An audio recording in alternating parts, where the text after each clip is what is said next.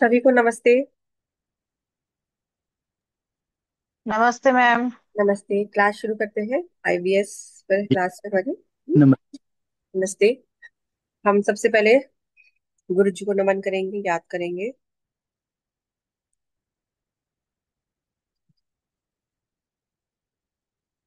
ठीक। Class start करते हैं। मैं सभी को भी म्यूट कर देती हूँ। उसके बाद फिर लास्ट में क्वेश्चन लेंगे तो आप अनम्यूट कर लीजिए।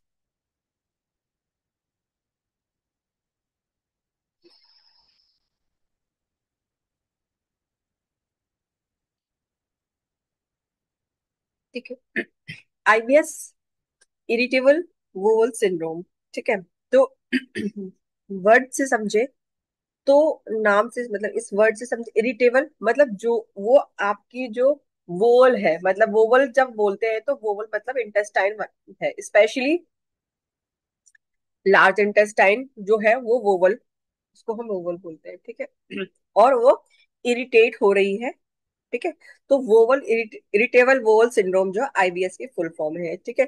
तो इसमें इरिटेशन का मतलब कुछ भी हो सकता है। इरिटेशन का मतलब वो जब वोवल इरिटेट होगी, मतलब जबकि लार्ज इंटेस्टाइन इरिटेट हो रही है, तो it may be cause cramps, है ना। तो सिम्टम्स अभी मैं बस एक एक ओवरव्यू दे रही हूँ, फिर हम डिटेल में पढ़ेंगे कि अब इरिटेट का मतलब कुछ भी हो सकता है ना। कोई इरिटेट है तो वो उसकी मोटिलिटी फास्ट भी हो सकती है, उसकी मोटिलिटी कम भी हो सकती है, वो पेन भी हो सकता है, क्रैम्प भी हो सकता है ना। तो इरिटेट एक वर्ड जो है, अब उसको हम उसके कई सिम्टम्स हो सकते हैं। तो इस जो आईबीएस है, इरिटेबल वोवल सिंड्रोम है। इरिटेबल है मतलब आपकी वोवल जो है यानी इंटेस्टाइन वाला जो है, लार्ज इंटेस्टाइन है, वो इरिटेट हो रही है किसी भी वजह वजह तो हम सब देखेंगे अभी। और सिंड्रोम है, तो सिंड्रोम वर्ड का मतलब ये होता है कि उसके आने का कारण जो है किसी को नहीं पता। उसके सिम्टम्स किसी भी बीमारी के अगर जो सिंड्रोम लगता है तो वो उसके आने का कारण किसी को नहीं पता कि किस वजह से आई है। और उसके जो सिम्टम्स है बहुत बड़े होते हैं, मतलब बहुत एक लंबी लिस्ट है सिम्टम्स की, वो पर्सन टू पर्सन वेरी कर सकते हैं, है ना। तो ये जो है वो इरिटेबल वोवल सिंड्रोम नाम से पता चलता है। ठीक है। अब हम डिटेल्स में इसको स्टार्ट करते हैं।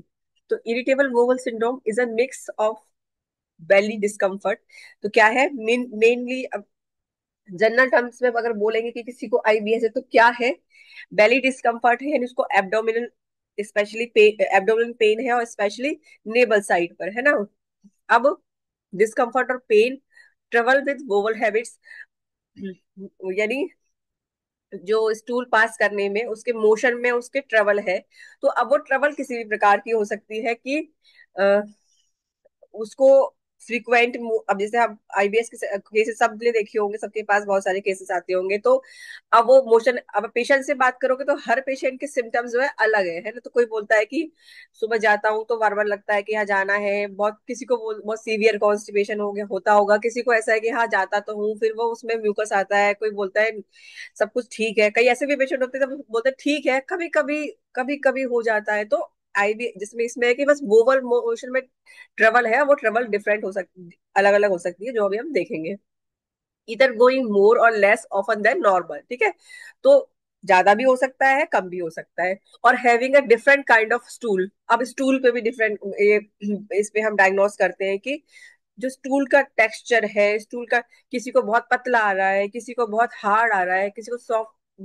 ठीक है, सॉफ्ट भी होता है, किसी का नॉर्मल भी स्टूल होता है। ठीक है। कई ऐसे पेशेंट बोलते हैं स्टूल तो नॉर्मल है पर जाना कई बार पड़ रहा है। ठीक है। और कईयों को बहुत लिक्विड आता है, उसमें फिर म्यूकस आता है। तो ये एक बहुत लंबी लिस्ट है सिम्टम्स की, और इस सबको हम आईबीएस को बोलेंगे तो ये बोलेंगे कि बेली डिस्कम्फर्ट है, और स्टूल को पास करने की जो हैबिट्स है उसमें वो डिफरेंट है, और स्टूल का टेक्सचर डिफरेंट है। ठीक है। तो इस बेसिस पर फिर डायग्नोस करते हैं डॉक्टर्स। ठीक है। अब जो आईबीएस है उसके, आईबीएस को कई अगर डायग्नोस, हम तो आईबीएस ही लिखते हैं अपने पेशेंट कार्ड पर अगर पेशेंट ऐसा डॉक्टर के पास जाता है तो फिर उसको डॉक्टर आईबीएस कोलाइटिस, कई कई अलग अलग नामों से बोलते हैं। तो जैसे डॉक्टर बोलते हैं तो आईबीएस कोलाइटिस, जैसे कोलाइटिस जैसे सिम्टम्स होते हैं तो IBS colitis, mucous colitis, specific colon जिसको कॉन्स्टिपेशन होता है तो स्पेस्टिक कोलन बोलते हैं, नर्वस कोलन बोलते हैं, स्पेस्टिक वोल बोलते हैं। तो ये सारे सिम्टम्स जो है डॉक्टर मतलब अगर डॉक्टर के पास जाएगा, गैस्ट्रोएंटरोलॉजिस्ट के पास जाएगा, तो वो लोग यूज करते हैं आईबीएस के लिए। तो कई बार आईबीएस तो एक बहुत कॉमन टर्म हो गई, तो डॉक्टर्स जो है वो आईबीएस नहीं लिखते हैं, और वो इस तरह से बोलते हैं कि आपको स्पेस्टिक कोलन की डिजीज हो गई है, आपको स्पेस्टिक वोल हो गया है। तो मतलब वो सीवियर कॉन्स्टिपेशन है, मतलब वोवल जो है आपकी, वोवल मूवमेंट जो है आपके स्लो हो गए हैं, अ, वो आपको मतलब कॉन्स्टिपेशन वाले इश्यूज आपको हो रहे हैं, ठीक है। तो अब ये आगे चलते हैं, ठीक है।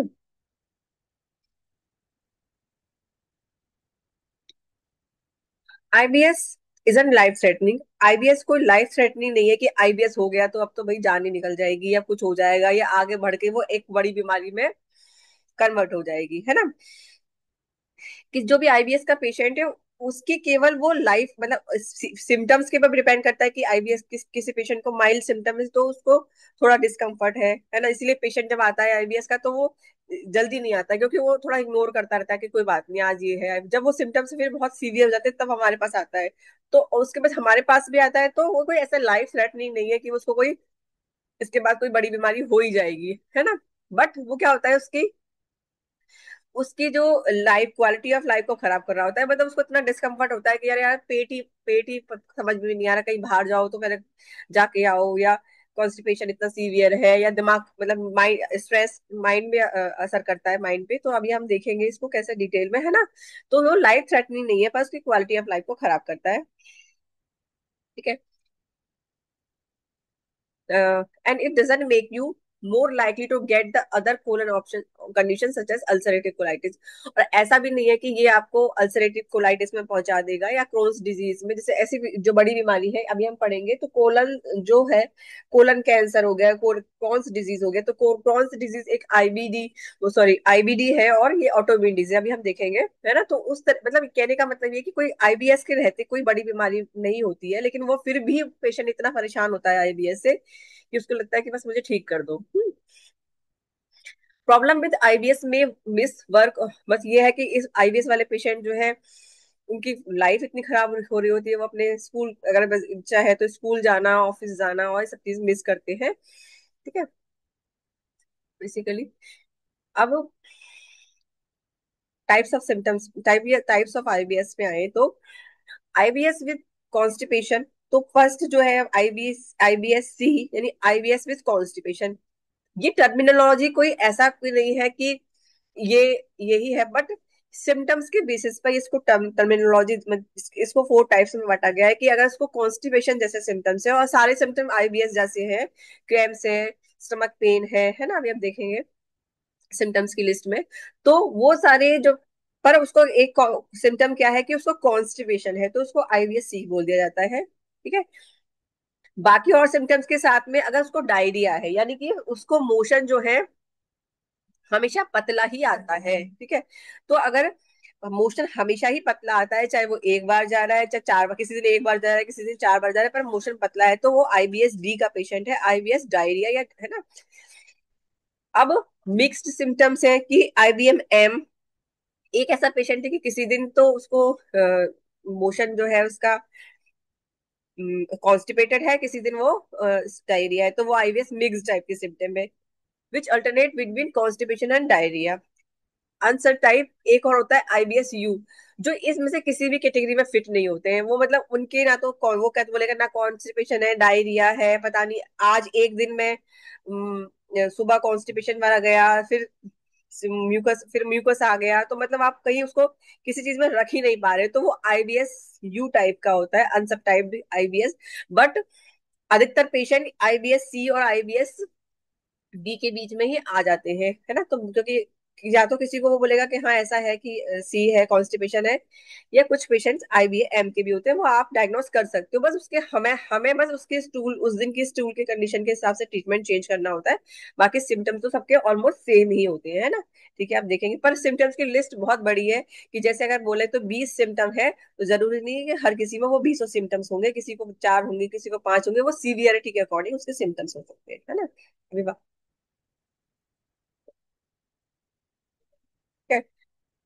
जैसे एब्डोमिनल, अगर आईबीएस सी की बात करें तो डिस्कम्फर्ट होगा, एब्डोमिनल पेन भी होगा, और स्टर्निंग होगी, मतलब उसको ब्लोटिंग भी हो सकती है।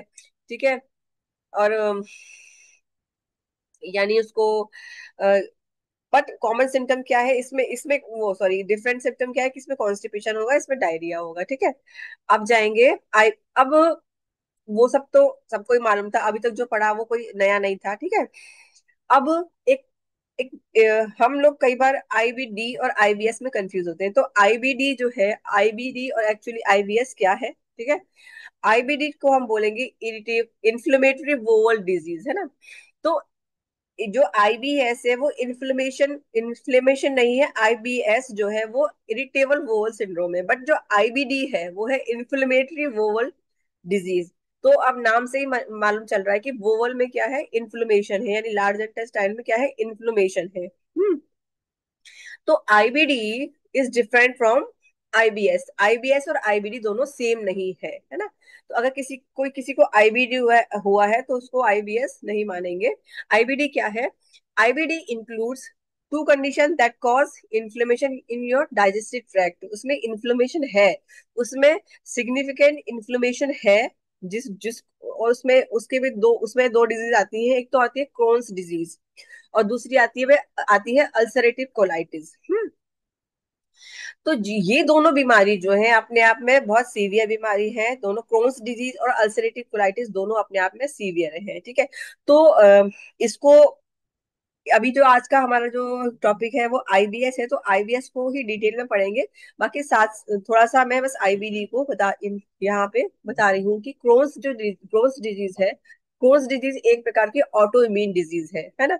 तो ऑटो इम्यून डिजीज में उसमें इंटेस्टाइन के अगेंस्ट ऑटो इम्यूनिटी डेवलप हो जाती है, और फिर वो इंटेस्टाइन प्रॉपरली वर्क नहीं करती है, और धीरे धीरे सिम्टम्स तो कुछ आईबीएस वाले तो होते ही हैं, साथ में सीवियरिटी इतनी हो जाती है कि फिर इंटेस्टाइन, उसमें स्मॉल इंटेस्टाइन भी पोषण काम नहीं करता है, तो धीरे धीरे पेशेंट जो अब्जॉर्प्शन प्रॉपर नहीं होगा तो फिर धीरे धीरे वेट भी गिरने लगता है, और बाकी सिम्टम्स जो है वो तो रहते ही हैं। और जो है अ, ये साथ आईबीएस वाले सिम्टम्स के साथ साथ वेट लॉस की भी जैसे कंडीशन इसमें बन जाती है, और ये एक ऑटो इम्यून डिजीज है।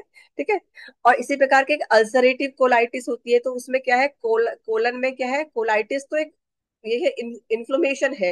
लेकिन अल्सरेटिव कोलाइटिस में जो कोलन है, उस कोलन, लार्ज इंटेस्टाइन को कोलन बोलते हैं, हम सब जानते हैं कि descending colon, ascending colon, transverse colon, sigmoid colon. तो कोलन मतलब हमारा लार्ज इंटेस्टाइन वाला पार्ट आता है। तो अल्सरेटिव कोलाइटिस में क्या होता है कि कोलन में अल्सर हो जाता है, यानी कोलन के अंदर घाव हो जाते हैं, है ना। अल्सर मतलब घाव है ना, जिस छाले, जैसे हम अल्सर मतलब माउथ अल्सर मतलब छाले यानी घाव जैसे हो जाते हैं।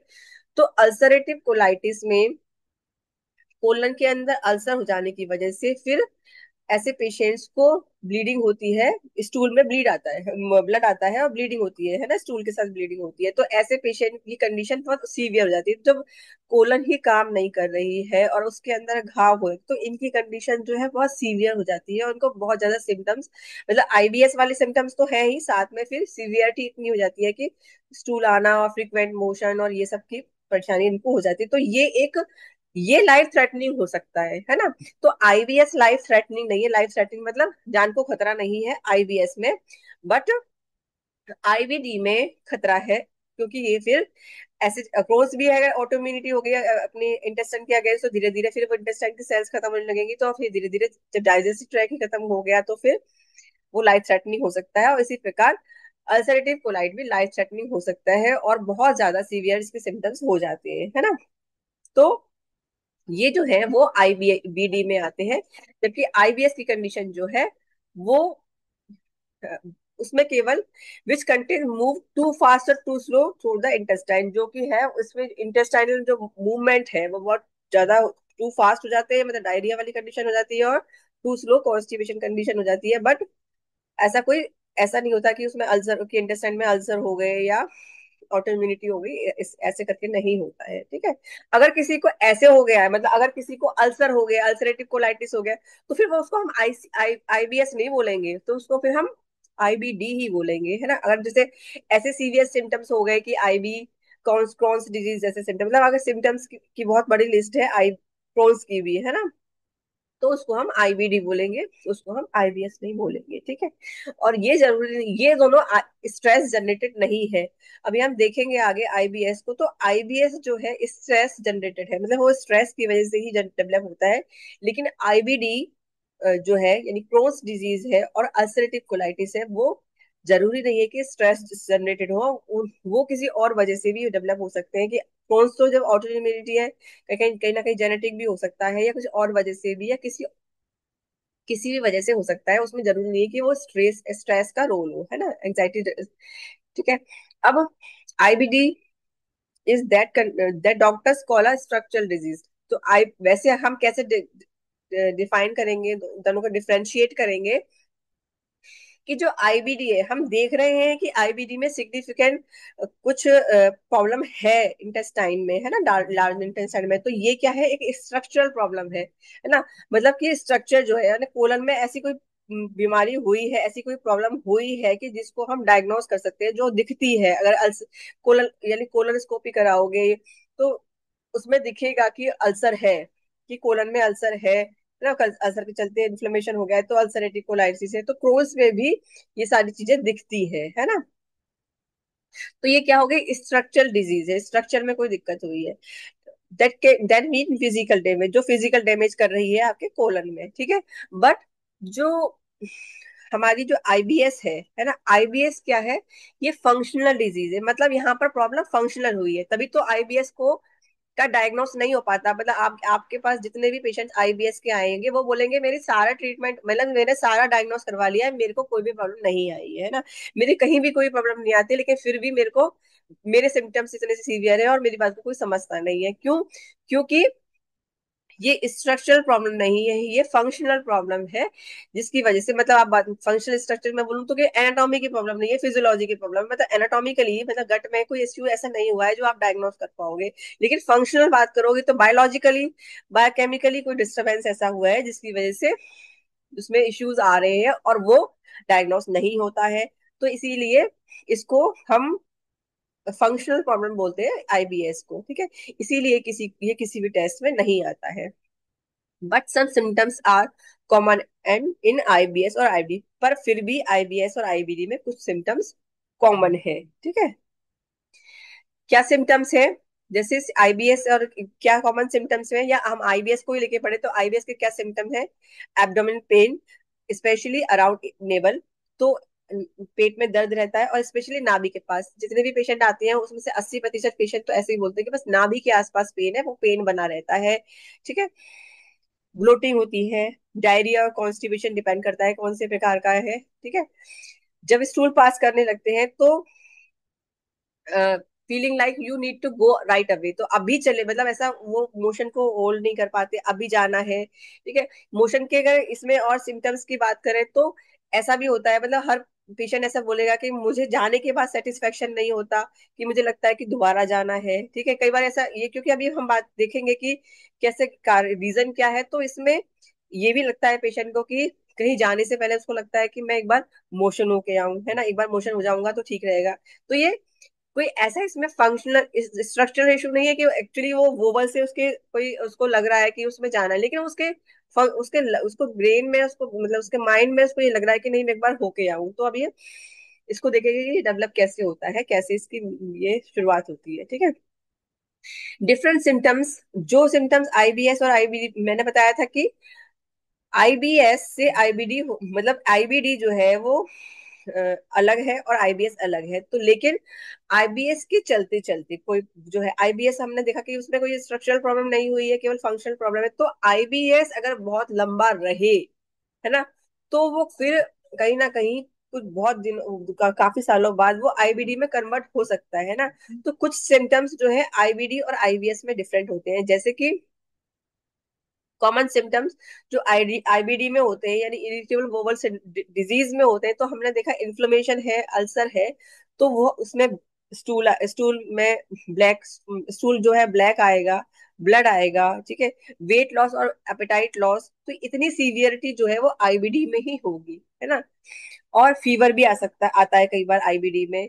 इन्फ्लेमेशन योर स्किन, जॉइंट्स और आईज, ठीक है।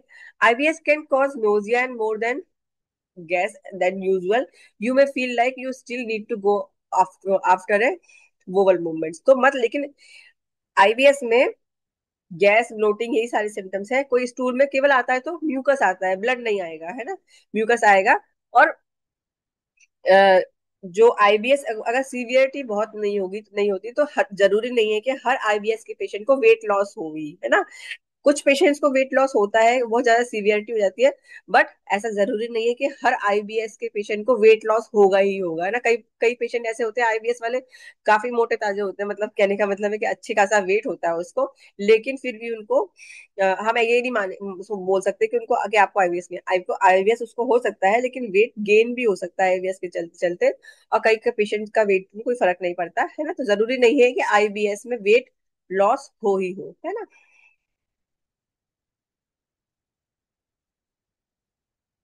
ठीक है।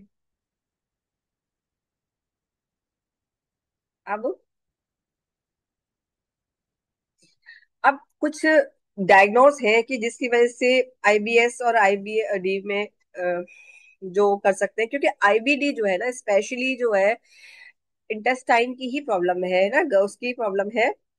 तो वहां पर आईबीडी में अधिकतर क्रोन्स ये डायग्नोस है, ये मेडिकल डॉक्टर्स भी इस बात डायग्नोस करते हैं इसके बेसिस पे कि Crohn's disease one of the main form of IBD usually causes pain in the lower right side of a बेली।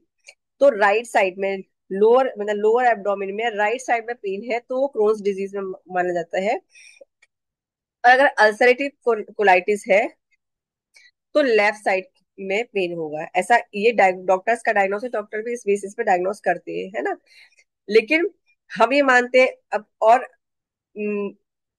इसके अलावा कहीं भी पेन हो सकता है, लेकिन हम हमारे डायग्नोस पॉइंट अलग है। हम कैसे डायग्नोस करते हैं कि आईबीडी के पेशेंट अगर आएंगे तो वो तो रिपोर्ट लेके आएगा ही, है ना, कि उसको स्टूल में उस स्टूल में ब्लड आ रहा है, उसकी रिपोर्ट भी होगी, तो हमें इस बेसिस पे तो आईबीडी को डायग्नोस करने की जरूरत नहीं है। और रही बात आईबीएस की, तो आईबीएस की तो सिम्टम्स हमें पता ही है कि जब हम पेशेंट से बात करते हैं तो आपको तो दो चार बात करने से पता ही चल जाता है कि उसको आईबीएस है।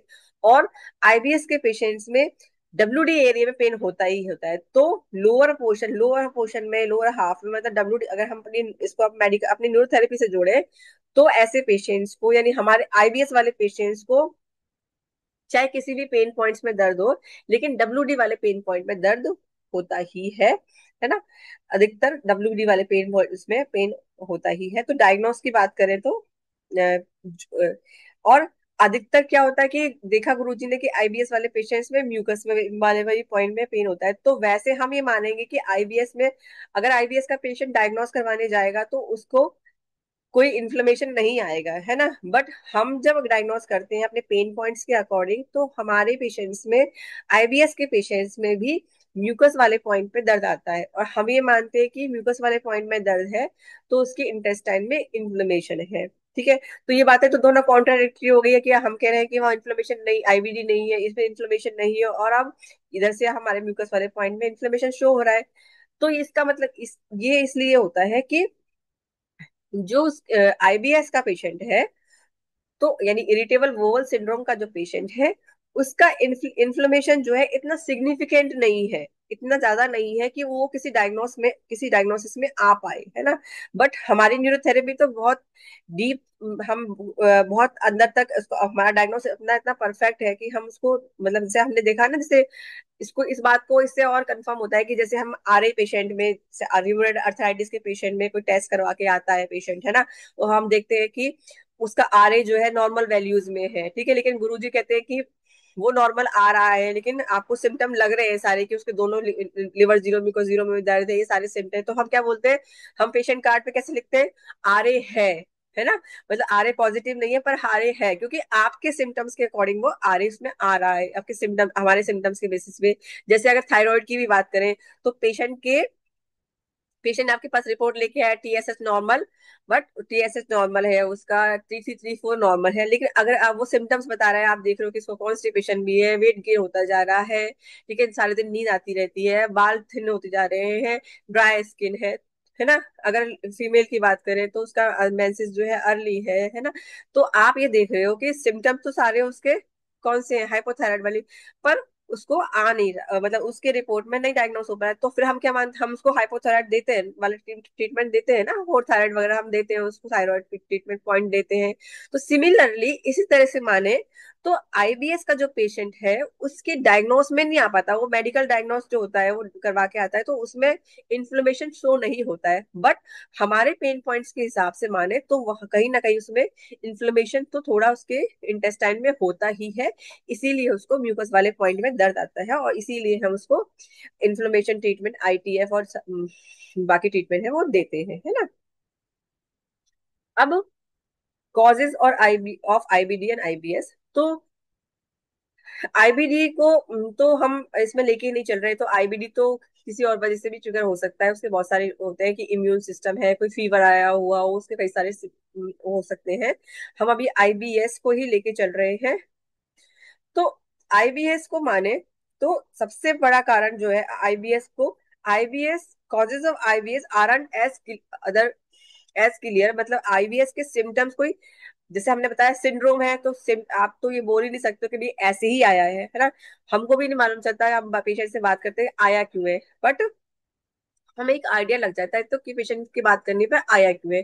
तो पेशेंट जो है इसका जो आईबीएस के कॉजेज जो है क्लियर नहीं है, but disturbance in gut brain axis can lead to causes symptoms of IBS, यानी गट ब्रेन कनेक्शन कनेक्शन में डिस्टरबेंस। अब ये गट ब्रेन कनेक्शन है क्या, ठीक है। गट मतलब हमारी इंटेस्टाइन, और हम सब जानते हैं कि हमारे इंटेस्टाइन में भी क्या है, एंटेरिक नर्वस सिस्टम है, यानी जैसे जो न्यूरॉन्स हमारे ब्रेन में है वैसे ही न्यूरॉन्स हमारे गट में भी है, जिसको हम एंटेरिक नर्वस सिस्टम बोलते हैं। ब्रेन ब्रेन में भी नर्वस सिस्टम, तो गट ब्रेन का एक कनेक्शन है, यानी कि हमारा जो एंटेरिक नर्वस सिस्टम है और हमारा जो सेंट्रल नर्वस सिस्टम है दोनों कम्युनिकेट करते हैं। कम्युनिकेशन किसके थ्रू करता है ब्रेन, न्यूरोट्रांसमीटर के थ्रू, है ना। तो गट ब्रेन कनेक्शन जो है बिगड़ जाता है, मतलब वो कनेक्शंस पे बिगड़ा है, तो कहीं ना कहीं गड़बड़ी किसकी है, न्यूरोट्रांसमीटर्स की, है ना।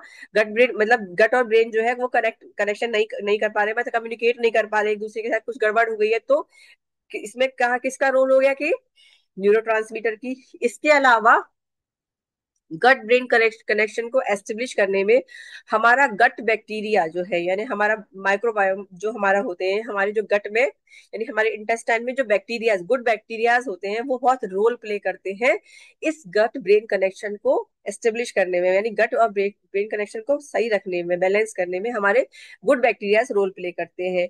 तो जब गुड बैक्टीरियाज कम होने लगते हैं, बैड बैक्टीरिया बढ़ने लगते हैं, तो ये जो है गट ब्रेन कनेक्शन बिगड़ता है, और जिसकी वजह से फिर क्या है, आईबीएस जैसे सिम्टम्स बनते हैं, ठीक है। तो एक रीजन हो गया सबसे बड़ा कि जो जो हमारा गुड बैक्टीरिया गड़बड़ हुए। दूसरी बात, अब गुड बैक्टीरिया गड़बड़ क्यों है कि इम्यूनिटी, तो ये इम्यूनिटी का भी एक इसमें पार्ट है कि कहीं ना कहीं इम्यूनिटी जैसे कम होने लगती है तो गट ब्रेन कनेक्शन बिगड़ने, तो जो जो हमारे गुड बैक्टीरियाज है वो कम होने लगते हैं, है ना, और साथ में फिर क्या होने लगता है कि गट ब्रेन कनेक्शन मिलता है। तो इसका मतलब कहीं ना कहीं इम्यूनिटी के साथ हमारा इम्यूनिटी कम हो रही है ना, इन्फ्लेमेशन हो रहा है तो इम्यूनिटी कम हो रही है, तो वाइस वर्सा है, मतलब कहीं ना कहीं इसमें रोल किसका भी है, इन्फ्लेमेशन भी होगा, है ना, जब जब इम्यूनिटी कम हो रही है तो। और तीसरा कारण सबसे बड़ा कि स्ट्रेस, है ना, सबसे बड़ा और सबसे आम कारण जो आजकल देखने को मिलता है ना, कि स्ट्रेस, जो स्ट्रेस है यानी एंजाइटी है, स्ट्रेस एंजाइटी की वजह से भी ये गट ब्रेन कनेक्शन बिगड़ता है। मतलब हम बात करें कि हमारे हर इमोशन के लिए एक न्यूरोट्रांसमीटर है ना, तो जब हम ये बात करें कि किसी को स्ट्रेस है तो स्ट्रेस की वजह से ये न्यूरोट्रांसमीटर जो हेल्थ जो गुड न्यूरोट्रांसमीटर मतलब हैप्पी हॉर्मोन्स है जिनकी बात करें, जैसे सब जानते हैं सेरोटोनिन है और डोपामाइन है, नॉर एपिनेफ्रिन, ये सारे जो है हमारे हैप्पी हॉर्मोन्स में आते हैं, यानी हमारे मूड को सही रखते हैं, ठीक है। अब जब इनकी मात्रा शरीर में ब्रेन से ये रिलीज होना कम होंगे, है ना, और हमारे गट से ये रिलीज होना कम होंगे, तो फिर क्या होगा, ये जो है गट गट मूवमेंट को भी बढ़ाते हैं और साथ में मूड को भी सही रखते हैं, जब स्ट्रेस जनरेट होने लगता है तो ये सारी इस गट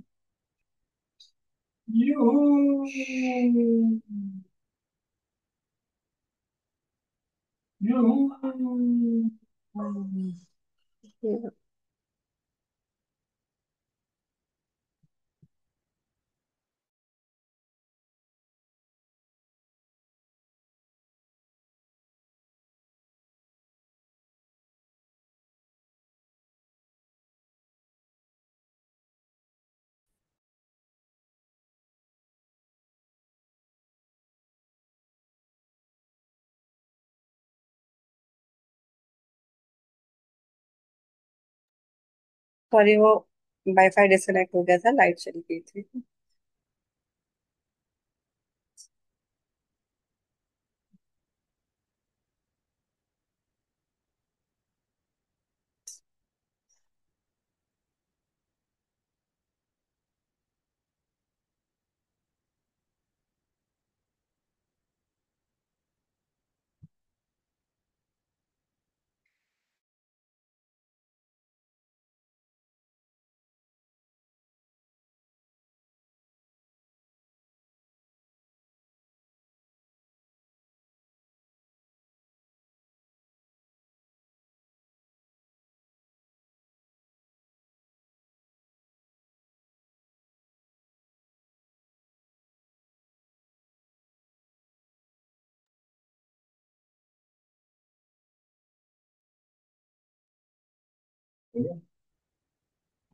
हम्म। हम थे गट गट बैक्टीरिया पे। ठीक है, तो गट बैक्टीरिया जब, जो है गुड बैक्टीरिया जब खत्म होने लगते हैं तो ये डिस्टरबेंस बिगड़ता है, जिसको हम गट ब्रेन कनेक्शन बोलते हैं। ठीक है, तो बेसिकली ये देखा जाए तो स्ट्रक्चरल इश्यूज ही है। ठीक है, मतलब गड़बड़ी तो किस में हुई है, न्यूरोट्रांसमीटर में हुई है। ठीक है, उसकी वजह से गट की जो मोटिलिटी है ना, यानी हमारे इंटेस्टाइन की जो मोटिलिटी है वो कम या ज्यादा। तो कई बार क्या होता है कि किसी वजह से उसकी वजह से जो है मोटिलिटी थी, किसी किसी पेशेंट में मोटिलिटी इतनी फास्ट हो जाती है कि उसको डायरिया वाले सिम्टम्स आ जाते हैं। किसी को वो जो है जो मोटिलिटी इतनी स्लो हो जाती है तो कि वो उसको कॉन्स्टिपेशन हो जाता है। अब अब ये इरिटेबल है ना, तो इरिटेट करता है, तो ये फूड पर बहुत डिपेंडेंसी इसमें होती है कि किसी पर्टिकुलर फूड से वो बहुत ज्यादा गट जो है इरिटेट हो रही है, तो किसी दिन उसको बहुत सीवियर कॉन्स्टिपेशन वाले सिम्टम है, किसी को वो सीवियर डायरिया वाले सिम्टम्स हो सकते हैं, किसी दिन उसने फूड ठीक लिया है, मूड ठीक है, तो वो सिम्टम्स को बहुत नॉर्मल भी लग सकते हैं। तो अगर हम जनरल इन जनरल बात करें तो सिम्टम्स की जो है, ऐसा नहीं है कि उसको वो हमेशा उसको थ्रू आउट द डे या through out the life time, जब से भी उसको प्रॉब्लम हुई है तो वो उसको सफरिंग में, थ्रू आउट द सफरिंग उसको जो सिम्टम्स हैं वो सेम ही रहेंगे, है ना। तो कई पेशेंट जो है ऐसे बोलते हैं कि मुझे मैं बाहर गया था, फैमिली के साथ था, घूम रहा फिर रहा था, तो मैं पूरा दिन ठीक रहा, 4 दिन के लिए मैं ट्रिप पे गया था, मैं बिल्कुल ठीक रहा। क्यों ठीक रहा? क्योंकि उसका मूड ठीक था, है ना। वो जो हैप्पी हम बात कर रहे हैं कि यहाँ पे गट ब्रेन एक्सिस जो बिगड़ा है, डिस्टरबेंस उसमें हुआ है, तो वो कहीं ना कहीं उसके जो नेगेटिव हार्मोन्स है वो रिलीज नहीं हुए, जो उसको गट पे नेगेटिव इफेक्ट अफेक्ट डाल कर रहे हैं, नेगेटिवली अफेक्ट कर रहे हैं, वो उसके उस दिन रिलीज नहीं हुए, और हैप्पी हार्मोन रिलीज हुए क्योंकि वो बाहर था, खुश था। जैसे जो लोग मेरी और क्लासेस ले चुके हैं, तो मैंने आपको बताया कि जो सेरोटोनिन है वो माइंड कामिंग की, माइंड रिलैक्सिंग में हेल्प करता है। और डोपामाइन क्या है? डोपामाइन क्या करता है कि डोपामाइन सेटिस्फैक्शन देता है ना। तो डोपामाइन भी हमारा हैप्पी हार्मोन इसलिए आता है कि अब वो कोई पेशेंट है, वो घूम रहा है बाहर, एंजॉय कर रहा है, तो उसको हर एक चीज में सेटिस्फेक्शन मिल रहा है कि हाँ चलो मैंने ये खाया, अच्छे से खाया, अच्छे से पिया, घूमा, फैमिली को टाइम दिया, तो वो एक सेटिस्फेक्शन है। तो वो गुड, वो जब डोपामाइन रिलीज हो रहा है तो फिर वो गट जो है उस दिन इरिटेट नहीं हो रही, है ना। तो ये एक बहुत सिम्टम्स, आप जब पेशेंट को ऑब्जर्व करोगे तो आप देखोगे कि ये जो है मेन, इसमें कोई प्रॉब्लम, स्ट्रक्चरल इश्यूज तो कोई है ही नहीं। ऐसा भी नहीं है कि पेशेंट जो है हमेशा सफर ही करेगा, है ना, तो किसी किसी दिन वो अच्छा भी हो सकता है। अभी हम केस स्टडी लेंगे आगे, है ना। अब क्या है, आईबीडी, और बस आईबीडी के डायग्नोस पे जाएंगे, तो डायग्नोस तो आईबीडी का तो क्लियर है ही, क्योंकि इन्फ्लेमेटरी वोल डिजीज है, तो इन्फ्लेमेशन उसके कोलोनोस्कोपी में उसका कोई ना कोई अल्सर या अल्सरेटिव कोलाइटिस है तो आएगा, और क्रोन्स में भी आएगा, और क्रोन्स में फिर हमें एएनए भी कराना पड़ता है। अगर उसको जैसे अब डॉक्टर्स को अगर लगता है कि आईबीडी जो है मतलब सिम्टम्स ऐसे सीवियर हो रहे हैं, वेट लॉस हो रहा है, तो फिर उसको वो क्रोन्स का डाउट होता है, तो फिर वो एएनए भी कराते हैं ऑटो इम्यूनिटी के लिए, है ना। अब बात करें हमारे आईबीएस की, तो आईबीएस का जो डायग्नोस है वो किसी भी डायग्नोस में, किसी भी बायोकेमिकल टेस्ट में या किसी भी इसमें इमेजिंग टेस्ट में या एमआरआई में, अल्ट्रासाउंड में, किसी में भी आईबीएस आता ही नहीं है। आईबीएस का डायग्नोस केवल और केवल उसके at the time of consultation patient की सिम्टम सिवियरिटी, और उस बेसिस पर ही हम डायग्नोस करते हैं कि वो पेशेंट जो है आईबीएस है। हम भी करते हैं, डॉक्टर का भी यही डायग्नोस है, हमारा भी यही डायग्नोस है, प्लस हमारे पास एडेड क्या है कि हमारे पेन पॉइंट्स है ना। तो ये है। अब ठीक है, कॉम्प्लिकेशन क्या हो सकते हैं।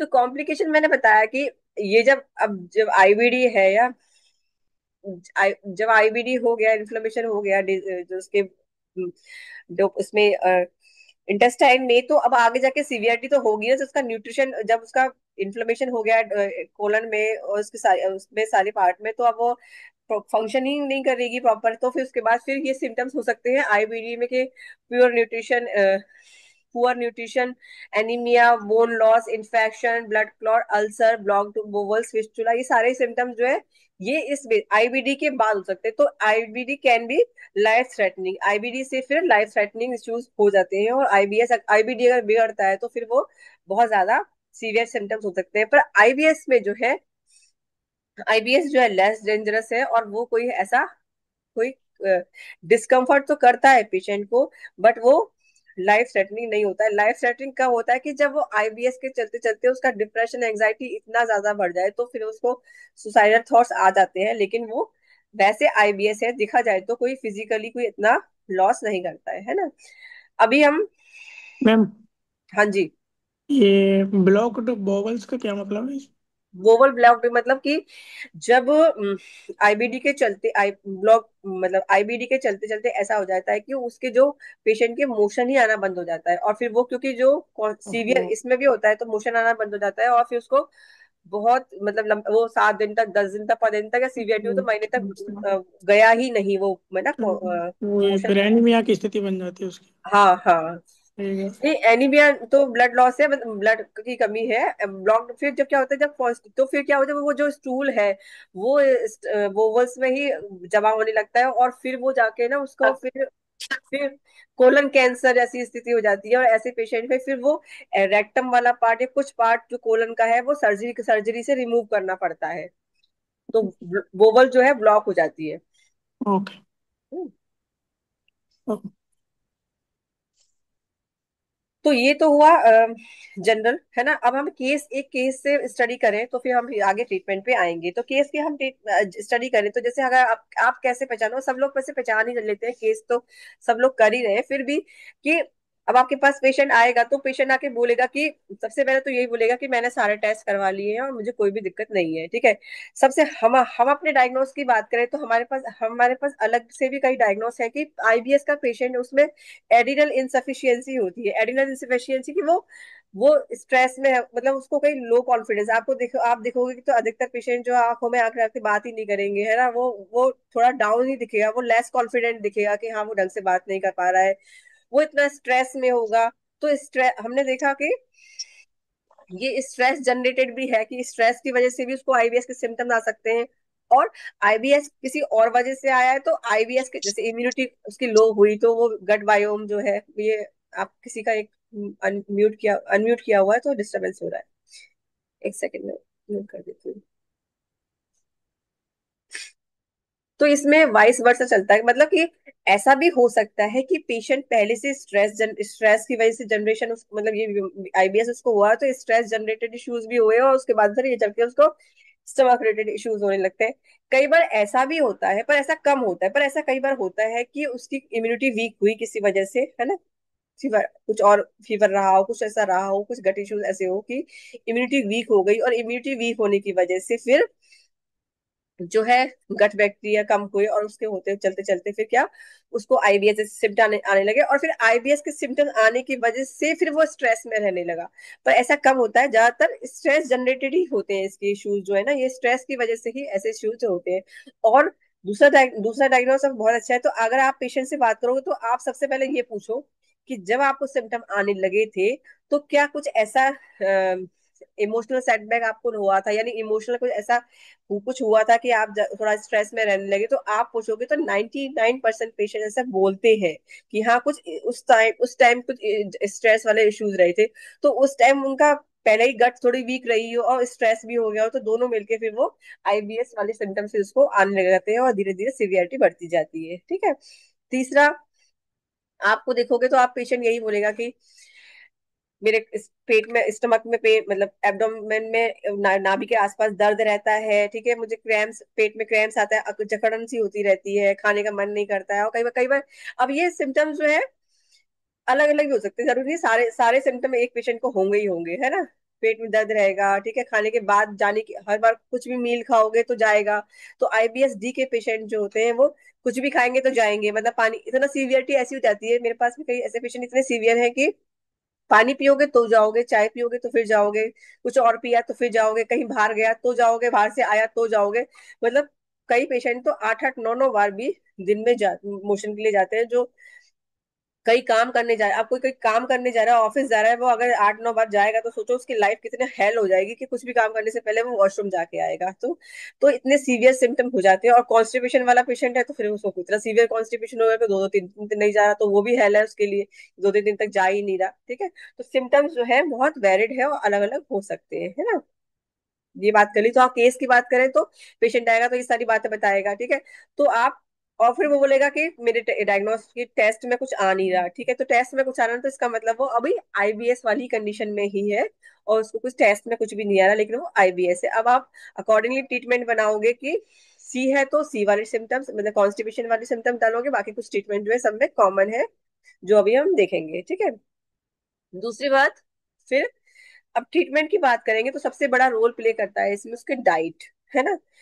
तो जो भी आईबीएस या आईबीडी दोनों ही चीज में कॉमन है कि डाइट जो है बड़ा रोल प्ले करती है। तो और डाइट में भी कोई स्पेसिफिक डाइट ऐसी नहीं है कि जो आप बोलो कि इस पेश की एक डाइट बना लो, कई लोग करते हैं ऐसा, लेकिन मैं आपको बता रही हूँ कि कुछ भी कोई ऐसी स्पेसिफिक डाइट हो ही नहीं सकती है जो आप आईबीएस के पेशेंट को बना दो और बोलो सब आईबीएस के पेशेंट यही डाइट फॉलो करेंगे। हो ही नहीं सकता, क्योंकि कुछ चीजें तो कॉमन है, बट हर किसी पेशेंट में कुछ चीजें ऐसी होती है कि वो उसकी गट को इरिटेट कर रही हैं, बट हर किसी पेशेंट को नहीं करेंगी। तो वो कुछ चीजें जो है इंडिविजुअल पे डिपेंड करती है कि वो उसी उसी पेशेंट को परेशान कर रही है, दूसरे पेशेंट को नहीं कर रही है। मतलब एक पेशेंट को वो सूट भी कर सकती है और दूसरे पेशेंट को नहीं कर सकती। तो आप क्या बोलोगे कि अभी हम जो लिस्ट है वो तो बता रहे हैं कि आप ये सब चीजें तो करो, उसके बाद अब ऑब्जर्व करो कि कौन सी चीज खाने से आपके जो सिम्टम्स है वो बढ़े, या आपका दर्द बढ़ा, या आपको मोशन में अगर कॉन्स्टिपेशन है तो आज कॉन्स्टिपेशन ज्यादा हुआ, या अगर लूज मोशन है तो लूज मोशन आज ज्यादा हुए। तो वो ऑब्जर्व करेगा। तो इसमें आप पेशेंट को ऑब्जर्व करने के लिए बोलो तो कि आप क्या खा रहे हो, किस खाने से सिम्टम्स बढ़ रहे हैं।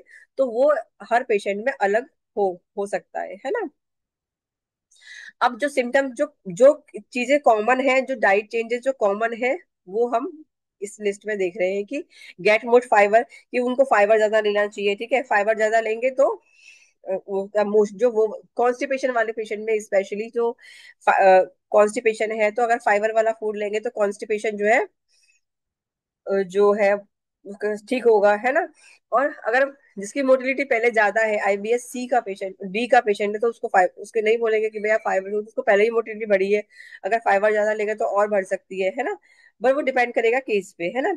Avoid lactose which is dairy product, मतलब डेयरी दूध, मिल्क और डेयरी प्रोडक्ट दोनों को ही बंद कराने हैं, है ना। ये तो दोनों करके ये सारे आईबीडी में भी बंद कराने होते हैं, और आईबीएस के दोनों ही, सी और डी दोनों में ही जो है हमें डेयरी प्रोडक्ट बंद कराने होते हैं। Cut down foods that make you glassy and float, gassy और ब्लोटेड, जो जो जो फूड आपको गैस बनाते हैं, आपको ब्लोटिंग करते हैं, वो फूड बंद करेंगे। तो जैसे अगर बात करें कुछ वेजिटेबल्स जैसे कि भिंडी, अरबी, पत्ता गोभी, है ना, और बैंगन, ये सारी फूड सब्जियां क्या क्या करती हैं, गैस बनाती हैं। और दालें, चने की दाल, राजमा, छोले, ये सारी क्योंकि सब हैवी है, डाइजेस्ट उसका भी डाइजेशन गड़बड़ है, ठीक है। तो फिर वो क्या है, गट मतलब इरिटेट है, और गट जो है वो उसकी मोटिलिटी प्रॉपर नहीं है। तो फिर वो चीजें उसको दिक्कत करेंगी, तो गैस, जब गट मूवमेंट प्रॉपर नहीं होगा तो गैस बनेगी, ब्लोटिंग होगी। तो इस वजह से क्या है, उनको ऐसी चीजों के लिए अवॉइड करने के लिए बोलना है। बाकी कुछ चीजें ऐसी हो सकती है, जैसे कि शिमला मिर्च है, किसी को सूट करती है, किसी को नहीं करती, तो वो आप बोलो कि आप करके देखो। कुछ कुछ चीजें ऐसी है जो हर पेशेंट में अलग होंगी। गेट मोट वाटर सबसे बड़ी, हम भी देखते हैं कि ऐसे पेशेंट में, अधिकतर पेशेंट में म्यूकस जीरो में भी दर्द पाया जाता है। तो हो सकता है उनमें पानी की मतलब वो एसिडोसिस वाली प्रॉब्लम भी होती है, तो उनको बोल ज्यादा पानी पिएगा, है ना। पानी की, अगर जो कम पानी पीता है उसको ज्यादा पानी पीने के लिए बोलेंगे। अवॉइड कैफीन एंड लेग्यूम्स, है ना। कैफीन मतलब टी कॉफी। तो सबसे, और अधिकतर पेशेंट यही कर रहे होते हैं कि इतने सिम्टम्स के बाद भी चाय चाय कॉफी पी रहे होते हैं। तो सबसे पहले उनको ये चीजें बंद करवानी कि चाय कॉफी बंद करो, ठीक है। और अभी मैंने बताया राजमा, छोले वगैरह जो है हैवी जो चीजें हैं वो बंद करनी है। Limit of avoid sugary foods, तो शुगरी फूड, मीठा भी इरिटेट करता है, तो शुगरी फूड को बंद करने के लिए बोलना है। मीठा, मीठे मीठी वाली चीजें सब बंद करने को बोलना है। तो ये सारी चीजें तो कॉमन है, इसके अलावा कुछ चीजें जो है हर पेशेंट में अलग अलग होंगी, उसको ऑब्जर्व करने के लिए बोलना है। दूसरा है स्ट्रेस मैनेजमेंट। अभी हमने बताया कि ये इश्यूज जो है स्ट्रेस जनरेटेड है, तो स्ट्रेस पे उसको के उस कवर करने के लिए बोलेंगे कि उसको कुछ एक्सरसाइज बोल सकते हैं कि मॉर्निंग में उठकर वो भ्रामरी, ओम चैंटिंग, मेडिटेशन करे, ताकि उसका स्ट्रेस कट डाउन हो। तो अगर स्ट्रेस कम होगा तो फिर वो अपना बाकी चीजों पे भी कंट्रोल, जो हमने देखा कि ये फंक्शनल इश्यूज है, स्ट्रेस की वजह से ही हो रहे हैं। तो स्ट्रेस अगर कम होगा तो बाकी चीजें भी कम होगी। और ये देखा भी गया है बहुत पेशेंट में, जैसे अभी बता रही थी कि जैसे वो अगर खुश है जिस दिन, या उनके मन मुताबिक काम हो रहा है, ऑफिस में है तो ऑफिस में किसी ने कुछ, किसी के साथ कुछ हुआ नहीं, इशू नहीं हुए, नॉर्म अच्छे से काम किया, कहीं घूमने फिरने गए, तो उनको कुछ भी नहीं होगा, है ना। गट वट सब बढ़िया काम करेगी। और जिस दिन वो ज्यादा स्ट्रेस में है, उस दिन उनके सिम्टम्स भी सीवियर हो जाते हैं। तो ये फिर वो बोलते हैं कि स्ट्रेस की वजह से ये सिम्टम्स बढ़े, और फिर सिम्टम्स की वजह से और स्ट्रेस हुआ। तो सबसे पहले उनको बोलो कि सबसे पहले का जो मैं बोलती हूँ, सबसे पहले मैं यही बोलती हूँ कि आप कल से ही भ्रामरी या ये सब चीजें करने को बोलो, कि भ्रामरी, स्ट्रेस मैनेजमेंट के लिए कुछ भी करो, ओम चैंटिंग या कुछ भी जो करे अपना स्ट्रेस मैनेजमेंट के लिए काम करना शुरू करो, ठीक है। और उन एक्सरसाइज में इन्वॉल्व हो जिससे उसको खुशी मिलती है। जैसे किसी को वो एंगेज रहे, जैसे अगर हाउस वाइफ है, कुछ करती नहीं है, अगर पेट के बारे में सोचती रहेगी, तो अगर उसको बोलो कि ऐसे अपना टाइम कहीं और मतलब कुछ एंगेज हो किसी चीज में, ताकि वो कट पे ध्यान कम जाए और खुश हो, है ना। कोई हॉबीज है उसको उसको करे, तो फिर वो स्ट्रेस कम होगा, और फिर वो इशू जो उसके सिम्टम्स है वो कम होंगे, ठीक है। तो ये रहा बाकी आईबीएस के बारे में। और फिर हम केस टू केस भी डिफर करता है, केस के अकॉर्डिंग भी, अगर कोई केस, अभी हम डिस्कस करेंगे, कोई केस हो तो उसके अकॉर्डिंग भी ट्रीटमेंट चेंज हो सकते हैं, है ना। अब ये ट्रीटमेंट की बात करें, न्यूरोथेरेपी ट्रीटमेंट की बात करें, तो आईबीएससी, है ना, देखो सिम्टम्स अलग अलग होते हैं, तो ट्रीटमेंट भी अलग अलग हो सकता है। पर कुछ ट्रीटमेंट जो आप दे सकते हो, जनरल, इन जनरल कुछ ट्रीटमेंट सभी को दे सकते हैं। वो है, मैंने बताया था कि गट का इश्यू है तो 15 मेडुला इंटू 3, है ना, हमारा पैरासिम्पैथेटिक नर्वस सिस्टम को स्टिमुलेट करने के लिए, ताकि वो उसका डाइजेशन पे काम हो। और रेस्ट, पैरासिम्पैथेटिक नर्वस सिस्टम हमारा क्या करता है, रेस्ट एंड डाइजेस्ट, मतलब वो मतलब जो स्ट्रेस में रहता है वो कम हो, रेस्ट वाली कंडीशन में है, और डाइजेशन पे काम हो। तो 15 मेडुला इंटू 3 एसिटिल कोलिन के लिए, 8 मेडुला इंटू 3 स्ट्रेस के लिए, है ना, स्ट्रेस जनरेटेड इश्यूज होते हैं तो स्ट्रेस के लिए। स्टार्टिंग में फिर न्यूट्रल, स्टार्टिंग में शुरू में पेशेंट आएगा तो न्यूट्रल हमारा सबसे पहले देते ही है, तो न्यूट्रल ट्रीटमेंट। उसके बाद हमने देखा कि उसमें पेशेंट को इन्फ्लेमेशन तो इश्यूज है ना, म्यूकस में पेन होता है, तो इन्फ्लेमेशन के इश्यूज है, तो इसीलिए आईटीएफ या 6 ADR इंटू 3। अगर पेशेंट का बीपी लो रहता है तो हम 30 मेडुला वहां पे नहीं देंगे, केवल 6 ADR इंटू 3 देंगे। अदरवाइज आईटीएफ भी दे सकते हैं, है ना। उसके बाद बात करें अभी कि कहीं ना कहीं ये इम्यूनिटी और इन्फ्लेमेशन वाला इश्यूज में होता है, तो इसलिए यहाँ पर इन्फ्लेमेशन के लिए हाफ के 20 सेकेंड, 13 सेकेंड और 6 सेकेंड दिया गया है, ठीक है। उसके बाद फिर कुछ पेन पॉइंट के अकॉर्डिंग ट्रीटमेंट, और बाकी उसके बाद फिर कुछ दिनों बाद फिर नॉर्मल आ जाए, नॉर्मल, है ना।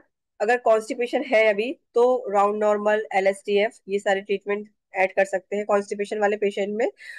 आईबीएस सी का ही हम देख रहे हैं। और न्यूजीन्स, सेरोटोनिन ट्रीटमेंट, न्यूरोट्रांसमीटर ट्रीटमेंट। तो जैसे डेली अगर आप सेरोटोनिन दे रहे हो, बीच बीच में न्यूरोट्रांसमीटर दे दो, क्योंकि हम देख रहे हैं कि गट और ब्रेन कनेक्शन बिगड़ा है, यानी न्यूरोट्रांसमीटर का ही हैप्पी हार्मोन जो है, न्यूरो हैप्पी जो हमारे मूड को अच्छा करते हैं, वो न्यूरोट्रांसमीटर जो है कम हुए, है ना। और इसके मैम ये बाद न्यूजिन किस कंडीशन में देना है? न्यूजीज, मैंने बताया ना कि ऐसे वाले पेशेंट में हर किसी को डब्ल्यूडी में दर्द होता ही है ओके। ना। तो डब्ल्यूडी के दर्द के लिए कई सारे ट्रीटमेंट हमारे पास, सबको सब लोग अलग अलग तरह के ट्रीटमेंट यूज करते हैं। जैसे 2.1 डब्ल्यूडी इंटू 6 भी यूज करते हैं उसके लिए। और न्यूजीन्स भी यूज कर सकते हैं, कुछ भी आप दे सकते हो अपने पेशेंट के अकॉर्डिंग। तो न्यूजीन्स डब्ल्यूडी के पेन को निकालने के लिए है। क्या बताया आपने, 2.6 WD कैसे? 2.1 डब्ल्यूडी इंटू 6। ओके। और बहुत सारे ट्रीटमेंट तो बहुत सारे हैं, अकॉर्डिंगली अपने पेशेंट के अकॉर्डिंग हर कोई अलग अलग ट्रीटमेंट यूज यूज करता है। और ट्रीटमेंट बहुत सारे हैं। ये एक जनरल, एक बहुत बेसिक मतलब ट्रीटमेंट है। अगर इसको भी फॉलो करते हो तो उससे रिजल्ट है। तो मैं तो बहुत बेसिक ट्रीटमेंट ही यूज करती हूँ, तो इस ट्रीटमेंट से ही रिजल्ट आता है। और 100% जो है पेशेंट है वो सीवियरिटी के अकॉर्डिंग से, कई पेशेंट 1 महीने में भी ठीक हो जाते हैं, कई पेशेंट 3 महीने भी लगते हैं। तो सीवियरिटी के अकॉर्डिंग पेशेंट जो है टाइम लगता है, बट पेशेंट ठीक हो जाता है इन्हीं बेसिक ट्रीटमेंट से। ठीक है। अब ओके। समटाइम्स उसको 3 कॉल 7 लिवर 125 DCC भी देना है, लार्ज फॉलिक ब्रेन, क्योंकि B12 का भी इशू है, मैंने बताया। ठीक है, कुछ ऐसे पेशेंट में फिर B12 भी कम हो जाता है। तो ये सारी बीच बीच में कभी कभी ऐसे ट्रीटमेंट भी उनको देते रहना है ना। अब ट्रीटमेंट फॉर IBD, है ना। अगर डिसेंट्री डायरिया की बात करें तो ये तो कॉमन है, ये हमने देखा है कि स्ट्रेस स्ट्रेस जनरेटेड है, तो 15 medulla into 3, 8 medulla into 3, 6 area, ये तो सब तो कॉमन है ही है। अब उसको, क्योंकि उसको ज्यादा है, मोशन पतला आ रहा है, तो नॉर्मल, अल्ट्रा, उल्टा नॉर्मल ट्रीटमेंट देना है। ठीक है, न्यूजेंस देना है। बट अगर उसको मोशन पतला भी आ रहा है और बहुत फ्रीक्वेंट आ रहा है ना, और आपके पास आ रहा है, तो शुरू में तो फिर हमें उसकी मोशन जो है ज्यादा आ रहा है उसमें कम, उसको कम करना पड़ेगा, और पतला आ रहा है उसमें कम करना पड़ेगा। तो स्टार्टिंग में हम उसको मतलब जैसे यहाँ से दिया ना आपने कुंडली के बाद, हाफ के 6 सेकंड के बाद आपको यहाँ से देना पड़ेगा कि 30 medulla 6 square 6 area 6 square into 3, और उल्टा नॉर्मल। तो ये हमारा APR जो फॉर्मूला है, मतलब इसमें मोशन के साथ, मतलब पेट में दर्द भी है और मोशन ज्यादा है, तो शुरू में कुछ दिन इसको देंगे, तब उसकी जब मोशन जो है ठीक हो जाएंगे, उसके बाद फिर हम इसके बाद UDF, large folic black न्यूजेस accordingly use करेंगे। ठीक है। और सेरोटोनिन और न्यूरोट्रांसमीटर तो हम साथ साथ में उनको देते जाएंगे बीच बीच में। ठीक है। और लास्ट में 15 मेडुला इंटू 3 और 8 मेडुला इंटू 3 वो पेशेंट को दे सकते हैं। ठीक है। तो ये सारे ट्रीटमेंट जो है बेसिक ट्रीटमेंट है, जो सभी प्रकार के पेशेंट्स में हेल्प करते हैं। और अभी बात रही कि IBS-M वाले पेशेंट में, मिक्स्ड वाले पेशेंट में, तो मिक्स वाले पेशेंट में आप उस दिन की स्थिति के हिसाब से उसको कॉन्स्टिपेशन और लूज मोशन का दे सकते हो। बाकी अगर वो स्टार्टिंग में बोलता है कि हाँ मुझे तो ज्यादातर सी कॉन्स्टिपेशन वाले, अब कॉन्स्टिपेशन के भी बारे में मैं आपको बताया था कि कॉन्स्टिपेशन की भी का भी पहचान सभी को नहीं है, मतलब पेशेंट को तो नहीं है कि वो बोल देता है कि मुझे मेरा मोशन ठीक है। वैसे मैंने आपको बताया था कि अगर वो 3 बार मोशन जा रहा है और स्टूल जो है उसका हार्ड ही है, तो हम उसको कॉन्स्टिपेशन में ही रखते हैं। तो आप पेशेंट स्पेशली एब्डोमेन, मतलब पेट रिलेटेड इश्यूज के लिए पेशेंट आपके पास आ रहा है, या IBS वाले आपको सिम्टम लग रहे हैं, तो आप उससे खुल के पूछो कि वो उसका मोशन कैसा है, स्टूल कैसा है, सभी चीजें हमें पूछनी पड़ती है पेशेंट से। ठीक है। तो अगर वो 3 बार मोशन जा रहा है, 4 बार भी जा रहा है, और वो बोल रहा है स्टूल हार्ड ही है, तो आप उसको IBS-C में ही रखोगे, उसको आप IBS-D में नहीं रखोगे। डी में तब रखोगे जब उसका मोशन पतला भी है और फ्रिक्वेंट भी है ना।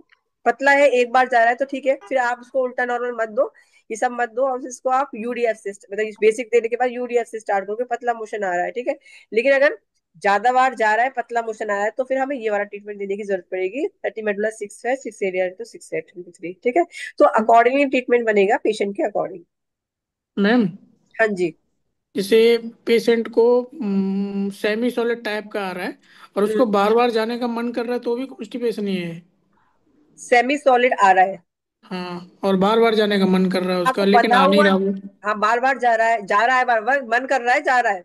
मतलब मन कर रहा है जाने का लेकिन जा रहा है तो आ नहीं रहा है वो। जा रहा है तो मोशन नहीं आ रहा, और एक ही बार जा रहा हाँ। है, मतलब मोशन तो एक ही बार जा रहा है। हाँ, मोशन एक ही बार मान लो, उसका मन सा करता रहता है इस तरीके का। लगता है, फीलिंग है ना, तो वो हाँ, फीलिंग आती हाँ। है। और पर मोशन एक ही बार जा रहा है और लूज जा रहा है ना। हाँ, तो एक बार, एक दो बार। एक, हाँ तो हम इसको सीमित तो रख सकते, रख नहीं सकते ना, क्योंकि मोशन तो उसके लूज और एक बार जा रहा है, तो कॉन्स्टिपेशन तो नहीं है उसको, है ना। तो ना तो हम उसको एलएसटीएफ देंगे ना, उसको आप नॉर्मल मतलब बेसिक ट्रीटमेंट से दो, उसको एलएसटीएफ नहीं दे सकते कॉन्स्टिपेशन के लिए, क्योंकि कॉन्स्टिपेशन तो उसको है ही नहीं, है ना, क्योंकि मोशन तो उसका स्टूल तो नॉर्मल आ रहा है, एक ही बार जा रहा है। तो वो हमने देखा ना कि वो यही तो गट ब्रेन कनेक्शन है, कि उसको फीलिंग आती रहती है। बहुत सारे पेशेंट बोलते हैं स्टूल स्टूल सब ठीक है, पर लगता रहता है ना। हाँ, वही तो बात हाँ है। तो बहुत से तो उसमें ये बोलते हैं आधा आधा घंटे हो जाता है तब भी नहीं आता मैं। आधा घंटा नहीं आता, फिर तो वो कॉन्स्टिपेशन है। हम ये वही। माने कि नॉर्मल मोशन क्या है, मतलब एक जनरल, बहुत एक अजीब सी बात है, मतलब बोलने में भी खराब लग रहा है, लेकिन अगर हम बात करें कि सही हम बोलते हैं, पेशेंट बोलता है हाँ हाँ मेरा स्टूल स्टूल मोशन मोशन तो ठीक है। लेकिन स्टूल मोशन कब ठीक होता है, कि जब पेशेंट जाए, कि एक बार पेशेंट क्या मतलब कोई भी अगर जाए वॉशरूम जाए, और उसको फटाफट जाने के साथ साथ ही मोशन क्लियर हो जाए, स्टूल का टेक्सचर भी ठीक हो, स्टूल भी बंधा हुआ आए, केले जैसे गुरुजी ने लिखा है किताब में, केले जैसा आए, है ना। तो केले जैसा मोशन आए और एकदम ठीक आए, एक बार में जाए और जाके आके फटाफट से आ जाए, पर टाइम ना लगे, बैठने की जरूरत ना पड़े, तो वो है नॉर्मल मोशन। और नॉर्मल मोशन बहुत कम लोगों को बचाया आजकल, है ना। क्योंकि उसमें भी बहुत सारे रीजन ये आते हैं कि आप बहुत सारे लोग फोन लेके जाते हैं, न्यूज़पेपर लेके जाते हैं, तो हम हम ये सोचते हैं कि जो हमारा स्टूल पास करने वाला, जो हम वॉशरूम जा रहे हैं, उसमें भी ब्रेन की जरूरत नहीं है, वो तो अपने आप हो जाएगा, पर नहीं। हर किसी चीज के लिए ब्रेन से सिग्नल आते हैं, तो जब आप कुछ और काम कर रहे हो तो वो कनेक्शन बिगड़ता है, और इसकी वजह से जो है मोटिलिटी धीरे धीरे कम होती जाती है गट की, है ना। और इस वजह से क्या है, फिर वो कॉन्स्टिपेशन का पेशेंट बन जाता है। तो अगर उसको टाइम लग रहा है तो वो भी हमें उसको भी हम कॉन्स्टिपेशन में ही रखेंगे, ठीक है। Okay ma'am ma'am. एक मैम लेडी है। नमस्कार। हाँ जी। मैम जो परफेक्ट हाँ मोशन क्लियर होने का टाइम होता है वो 60 सेकंड से ज्यादा नहीं होता। हाँ बिल्कुल। शायद ही किसी का हो इतना। मैम नहीं एक कुछ लेडी कुछ है। लोग जिनका लाइफस्टाइल बहुत सही है, वो लोग होते हैं ऐसे।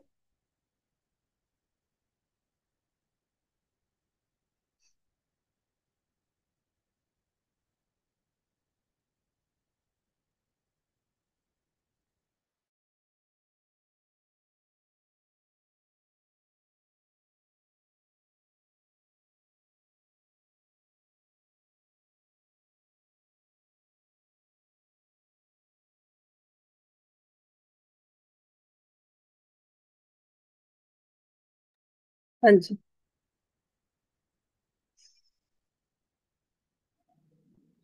हाँ मैम वो एक लेडी है, वो दिन में 12 बजे तक 5 बार जाती हैं, लेकिन स्टूल टाइट नहीं होता है। बार बार जाते हैं और मोशन लूज आता है ना। लूज नहीं होता है, सेमी सॉलिड, बट ये होता है हाँ सेमी सॉलिड आ रहा है ना, मोशन बंधा हुआ नहीं आ रहा ना मोशन, और बार बार जा रहा है, तो वो आईबीएस डी वाले सिम्टम्स है। कुछ दिन उसको वो सब देना पड़ेगा, तो उसको उल्ट, अगर वो मतलब बहुत बहुत पतला नहीं है, तो आप उसको उल्टा नॉर्मल के साथ भी दे सकते हो, जरूरी नहीं है 30 मिनट वाला 6 8 वाला ही दो। तो कुछ दिन उसको उल्टा नॉर्मल देके थोड़ी मोटिलिटी डाउन कर दो उसकी एक बार, फिर वापस हम स्टार्ट करेंगे, फिर उसको नॉर्मल्स के साथ फिर बेसिक ट्रीटमेंट से स्टार्ट करेंगे। क्योंकि जब देखो, सबसे बड़ी बात क्या होती है कि पेशेंट जब हमारे पास आता है ना, तो पेशेंट हमारे पास रुकेगा। तो उस कैसे रुकेगा पेशेंट हमारे पास, मतलब ट्रीटमेंट कंटिन्यू जिससे ट्रीटमेंट लेगा, तो उसके सिम्टम्स में फर्क आने लगेगा, ठीक है। तो इस केस में पेशेंट कैसे देखेगा, कि अगर पेशेंट को 5 बार 7 बार जाना पड़ रहा है, तो सबसे बड़ी बात तो ये कि पेशेंट अपने सिम्टम्स में जो फर्क है वो कैसे दिखेगा, कि भाई मैं 7 बार गया था और मैं अगले दिन एक दिन ट्रीटमेंट लेने के बाद 5 बार गया हूँ, तो इसका मतलब मेरी फ्रीक्वेंसी कम हो रही है ना। तो वहां पर हमें उसको दिखाने के लिए उसकी फ्रीक्वेंसी पे तो काम करना ही पड़ेगा, तो इसीलिए हम उसकी, क्योंकि आंतों की मोटिलिटी बढ़ रही है, तो इसीलिए हम उसको उल्टा नॉर्मल देना पड़ेगा। फिर जैसे उसकी मोटिलिटी पे काम हम कर लेंगे, ठीक है, वो उसकी थोड़ा कम हम कम कर लेंगे, जब उसको वो 1 2 पे आ जाएगा, फिर हम स्टार्टिंग से फिर हम नॉर्मल करके, क्योंकि हमने काम तो कर लिया, फिर हम वो सब, क्योंकि हम वो ट्रीटमेंट तो दे ही रहे हैं ना साथ में, कि इन्फ्लेमेशन है, हम उसको हम सेरोटोनिन दे ही रहे, सब चीज तो दे ही रहे, तो हम काम तो जो रूट कॉज है उस पर तो कर ही रहे हैं, बाकी सिम्टम्स को हमने डाउन कर दिया। तो जब धीरे धीरे सिर्फ सिम्टम्स जो रूट कॉज पे काम होने लगेगा, फिर बाद में हम उसके नॉर्मल अजय नॉर्मल, फिर हम उल्टा नॉर्मल की जगह नॉर्मल देने लगेंगे। ठीक है, तो इसी प्रकार अगर कॉन्स्टिपेशन वाला इशू है तो वो क्या देखेगा, मेरे को बहुत कॉन्स्टिपेशन था, मैंने ट्रीटमेंट लिया तो उस दिन मेरे को मोशन ठीक आ गया, तो वहां पर भी हमें उसके कॉन्स्टिपेशन पे काम करना पड़ेगा। तो कॉन्स्टिपेशन के लिए हमारे पास बहुत सारे ट्रीटमेंट है, जैसे कि LSTF है, राउंड नॉर्मल है, लेकिन हमारे पास बेसिक ट्रीटमेंट में जैसे मैंने आपको बताया था सिक्स गेस आई है, तो अगर आप सिक्स गेस आई एक बार पहले देते हो, अजय नॉर्मल में भी सिक्स गेस आई देते हो, या सारा ट्रीटमेंट खत्म करने के बाद अगर सीवियरली कॉन्स्टिपेटेड है तो लास्ट में भी सिक्स सिक्स गेस आई देते हो, तो इससे भी मोशन उसका ठीक हो जाता है ना।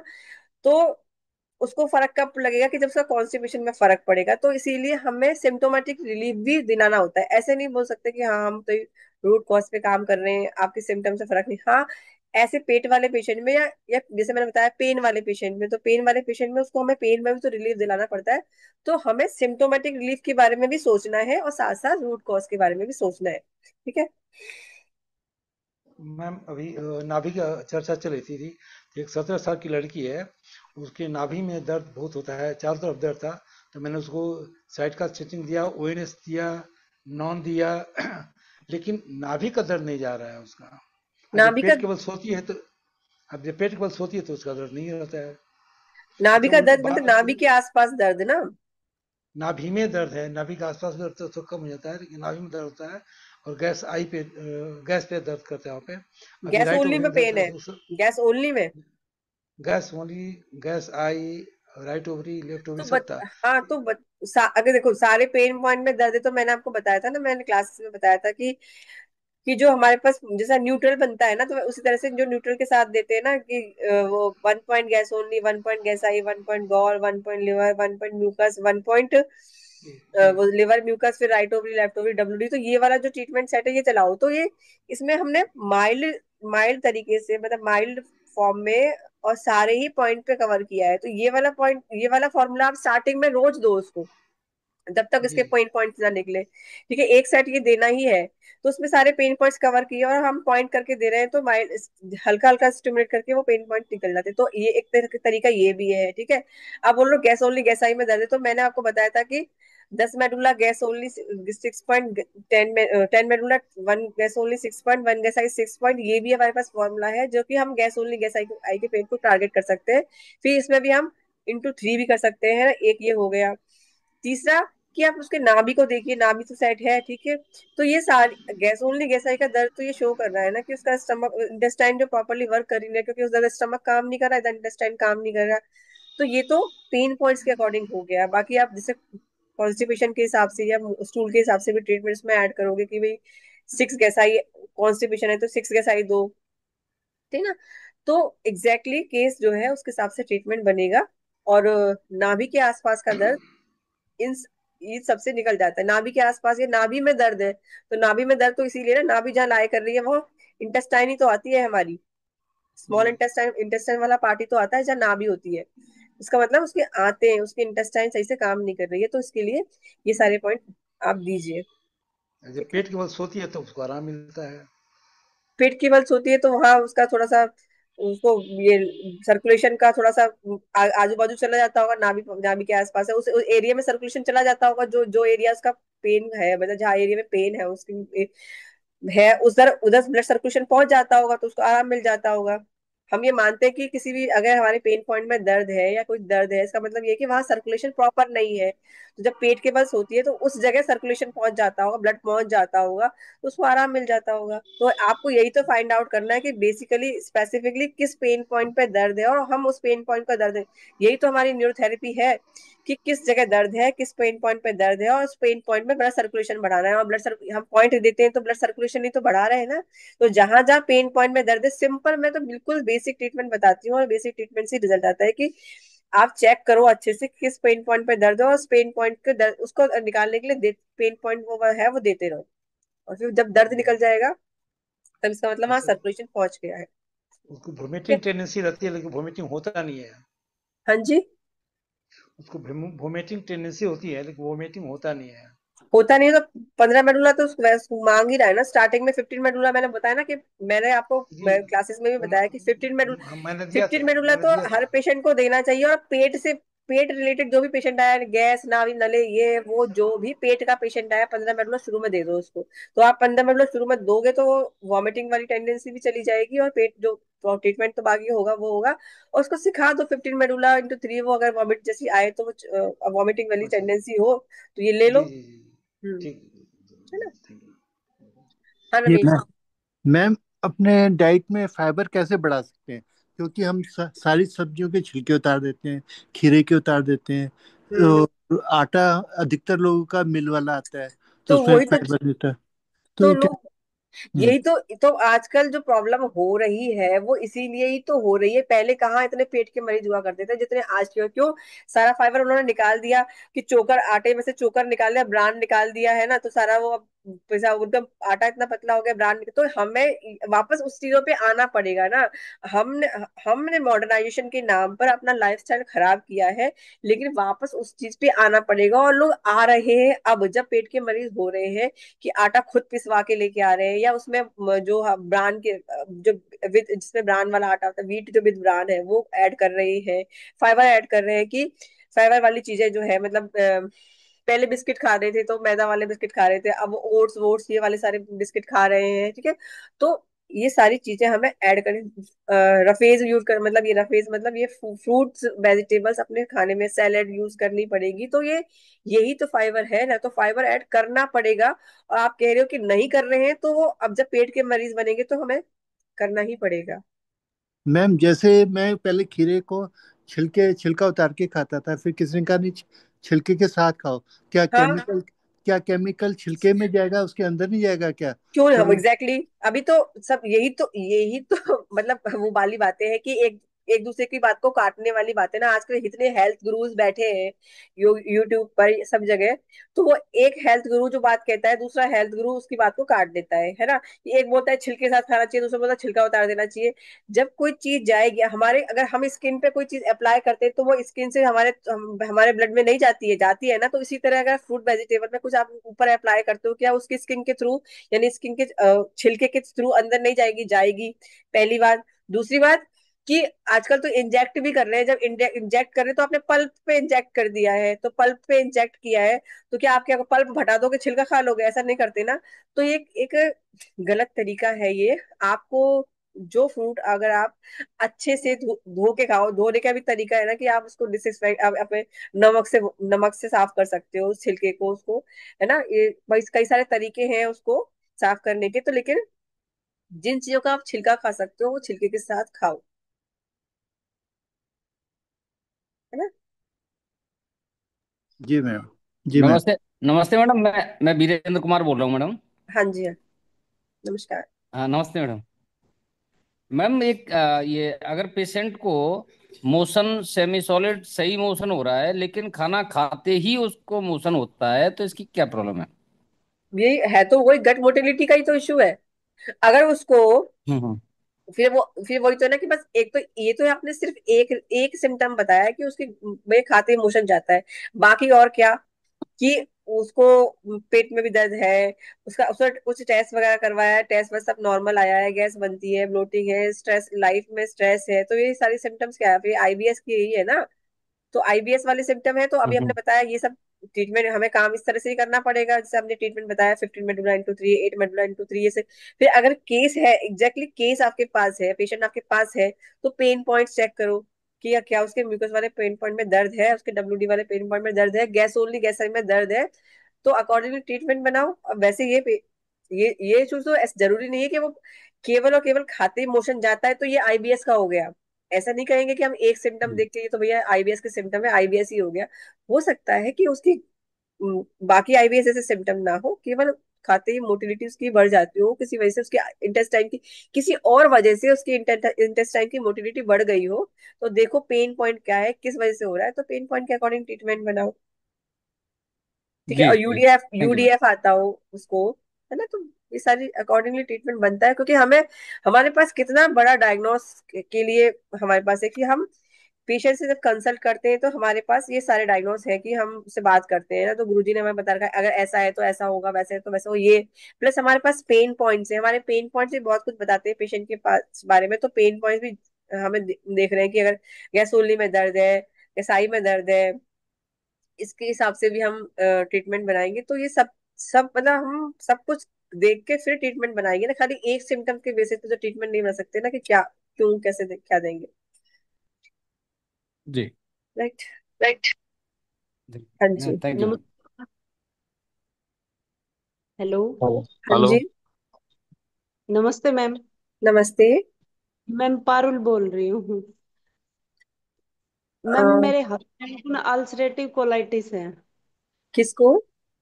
हस्बैंड को हस्बैंड मैम। को? अच्छा अच्छा। तो मैम उनको जैसे मोशन के साथ सर मैम वो खून भी आते हैं। हम्म।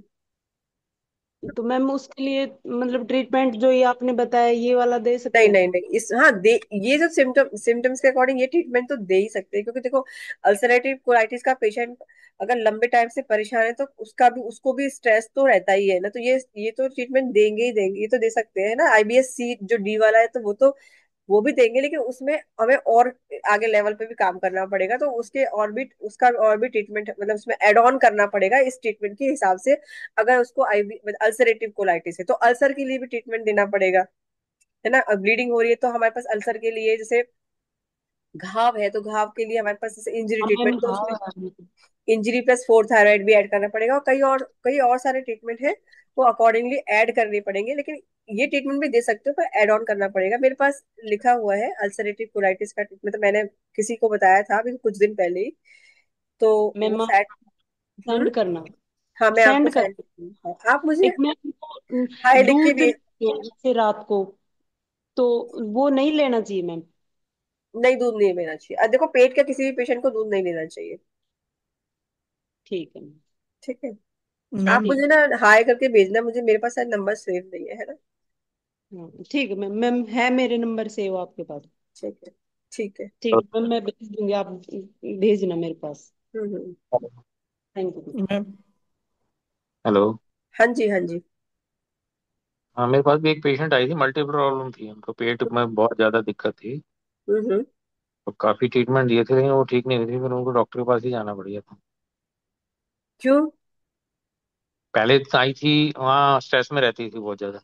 पहले आई हम्म। थी तो ठीक हो गई थी, फिर हम्म। 4-6 महीने बाद दोबारा आई थी तो फिर स्ट्रेस बहुत ज़्यादा था। तो मल्टीपल प्रॉब्लम हो गई थी, मतलब स्ट्रेस भी था, पेट भी खराब था, दर्द भी था। लेकिन काफ़ी ट्रीटमेंट दिए, वो गया नहीं मतलब फिर। तो डॉक्टर क्या करेगा इस केसेस में? हमसे बेहतर डॉक्टर कर सकता है? हमारे पास तो पेशेंट ऐसे आते हैं कि वही सब लेकिन कुछ मानी ही नहीं ने, तो चली गई। मैं कहा, ठीक है चले जाओ, कोई बात नहीं। वो आज तक भी ठीक नहीं हुई। होगी नहीं। ऐसे पेशेंट से फॉलो अप लिया करो कि अच्छा आप ठीक, अब आप ठीक होगी, ये सब चीजें, तो ऐसे पेशेंट से बात किया करो। और वो ठीक होनी ही नहीं है, और ठीक है वो हमसे ही होगी, क्योंकि ऐसे ऐसे केस आते हैं हमारे पास। तो मेरे पास आ रहा है वो फार्मा इंडस्ट्री का कुछ अच्छे लेवल पे है कोई बंदा, सब तरह की मेडिसिन के बारे में जानता है, एक से एक बड़े डॉक्टर को जानता है। और वो अब वो मतलब कितने साल से, 2016 से वो परेशान है, और अब हमारे पास आ रहा है। तो वो बहुत खुश है। 2-3 दिन का, 3 ट्रीटमेंट लिए उसमें, बहुत खुश है। तो ठीक तो हम ही करेंगे, चाहे आप किसी भी डॉक्टर, वो किसी के डॉक्टर के पास चले जाओ, क्योंकि उनके पास तो इलाज ही नहीं है ना इस चीज का। जी। हम्म। ठीक। Hello ma'am. हाँ जी। मैम मेरे पास में एक पेशेंट आता था, वो हम्म। उसको 7-8 बार स्टूल जाता था वो लगातार। मैं उसको 15 दिन से ट्रीटमेंट दिया। हम्म। उसको स्टार्टिंग में उसको एसिडिक बहुत प्रॉब्लम होती थी, गैस बनता था और पतला मोशन आता था, म्यूकस आता था, हम्म। चिड़चिड़ा, डिप्रेशन, स्ट्रेस, वही सारी चीज़ें थी। अब 15-16 दिन हो गए तो जो उसका स्टूल है वो थोड़ा सा 2-3 बार जा रहा है वो।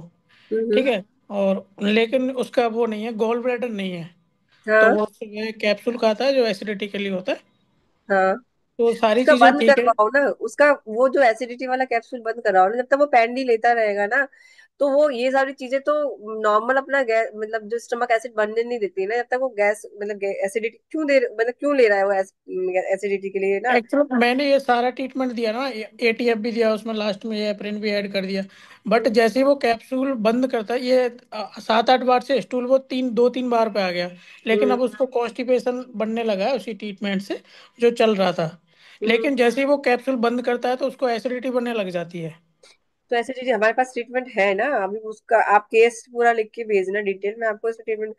क्योंकि जब तक वो पेंडी लेता रहेगा, जब तक वो पीपीआई लेता रहेगा, तब तक उसका नॉर्मल एसिड तो बनेगा ही नहीं पेट का। जब नॉर्मल, क्योंकि वो पेट के नॉर्मल एसिड को डाउन करते हैं, जब तक और इसका मतलब वो कब कई सालों से ले रहा है, मतलब काफी लंबे टाइम से ले रहा है, वो तो वो करीबन दस पेट के साल से एसिड ले को रहे हैं। कम कर रहा है, 10 साल से ले रहा है ना। हाँ। तो उसके पेट के अंदर नॉर्मल एचसीएल ही नहीं बन रहा, तो उसको एचसीएल ट्रीटमेंट भी देना पड़ेगा, उसको स्टमक के एसिड को बढ़ाना पड़ेगा, उसके अंदर डाइजेशन प्रॉपर हो ही नहीं रहा है। डाइजेशन तो नहीं हो रहा है, ये तो उसको सेक्सुअल प्रॉब्लम भी है, काफी प्रॉब्लम्स हैं उसको। होगी तो फिर ऐसे चल, जो इस सारे ये जो स्ट्रेस रिलेटेड इश्यूज होते हैं, सॉरी ये सेक्स, अगर ये वाली सारी प्रॉब्लम होती है वो इसके चलते ही होती है, ये सारी, ये सारा डाइजेशन बिगड़ा तो सारी प्रॉब्लम, सारा उसकी सेक्सुअल लाइफ भी खराब होती ही है। तो वो उसका सब। भी ये ठीक होने लगा है, सेक्सुअल लाइफ भी मैं ट्रीटमेंट ऐड कर रखा है, वो भी ठीक होने लगा है। एक सेम पेशेंट था तो उसका तो रिकवर हो गया था 3 महीने में, काफी हद तक रिकवर हाँ हो गया। हाँ।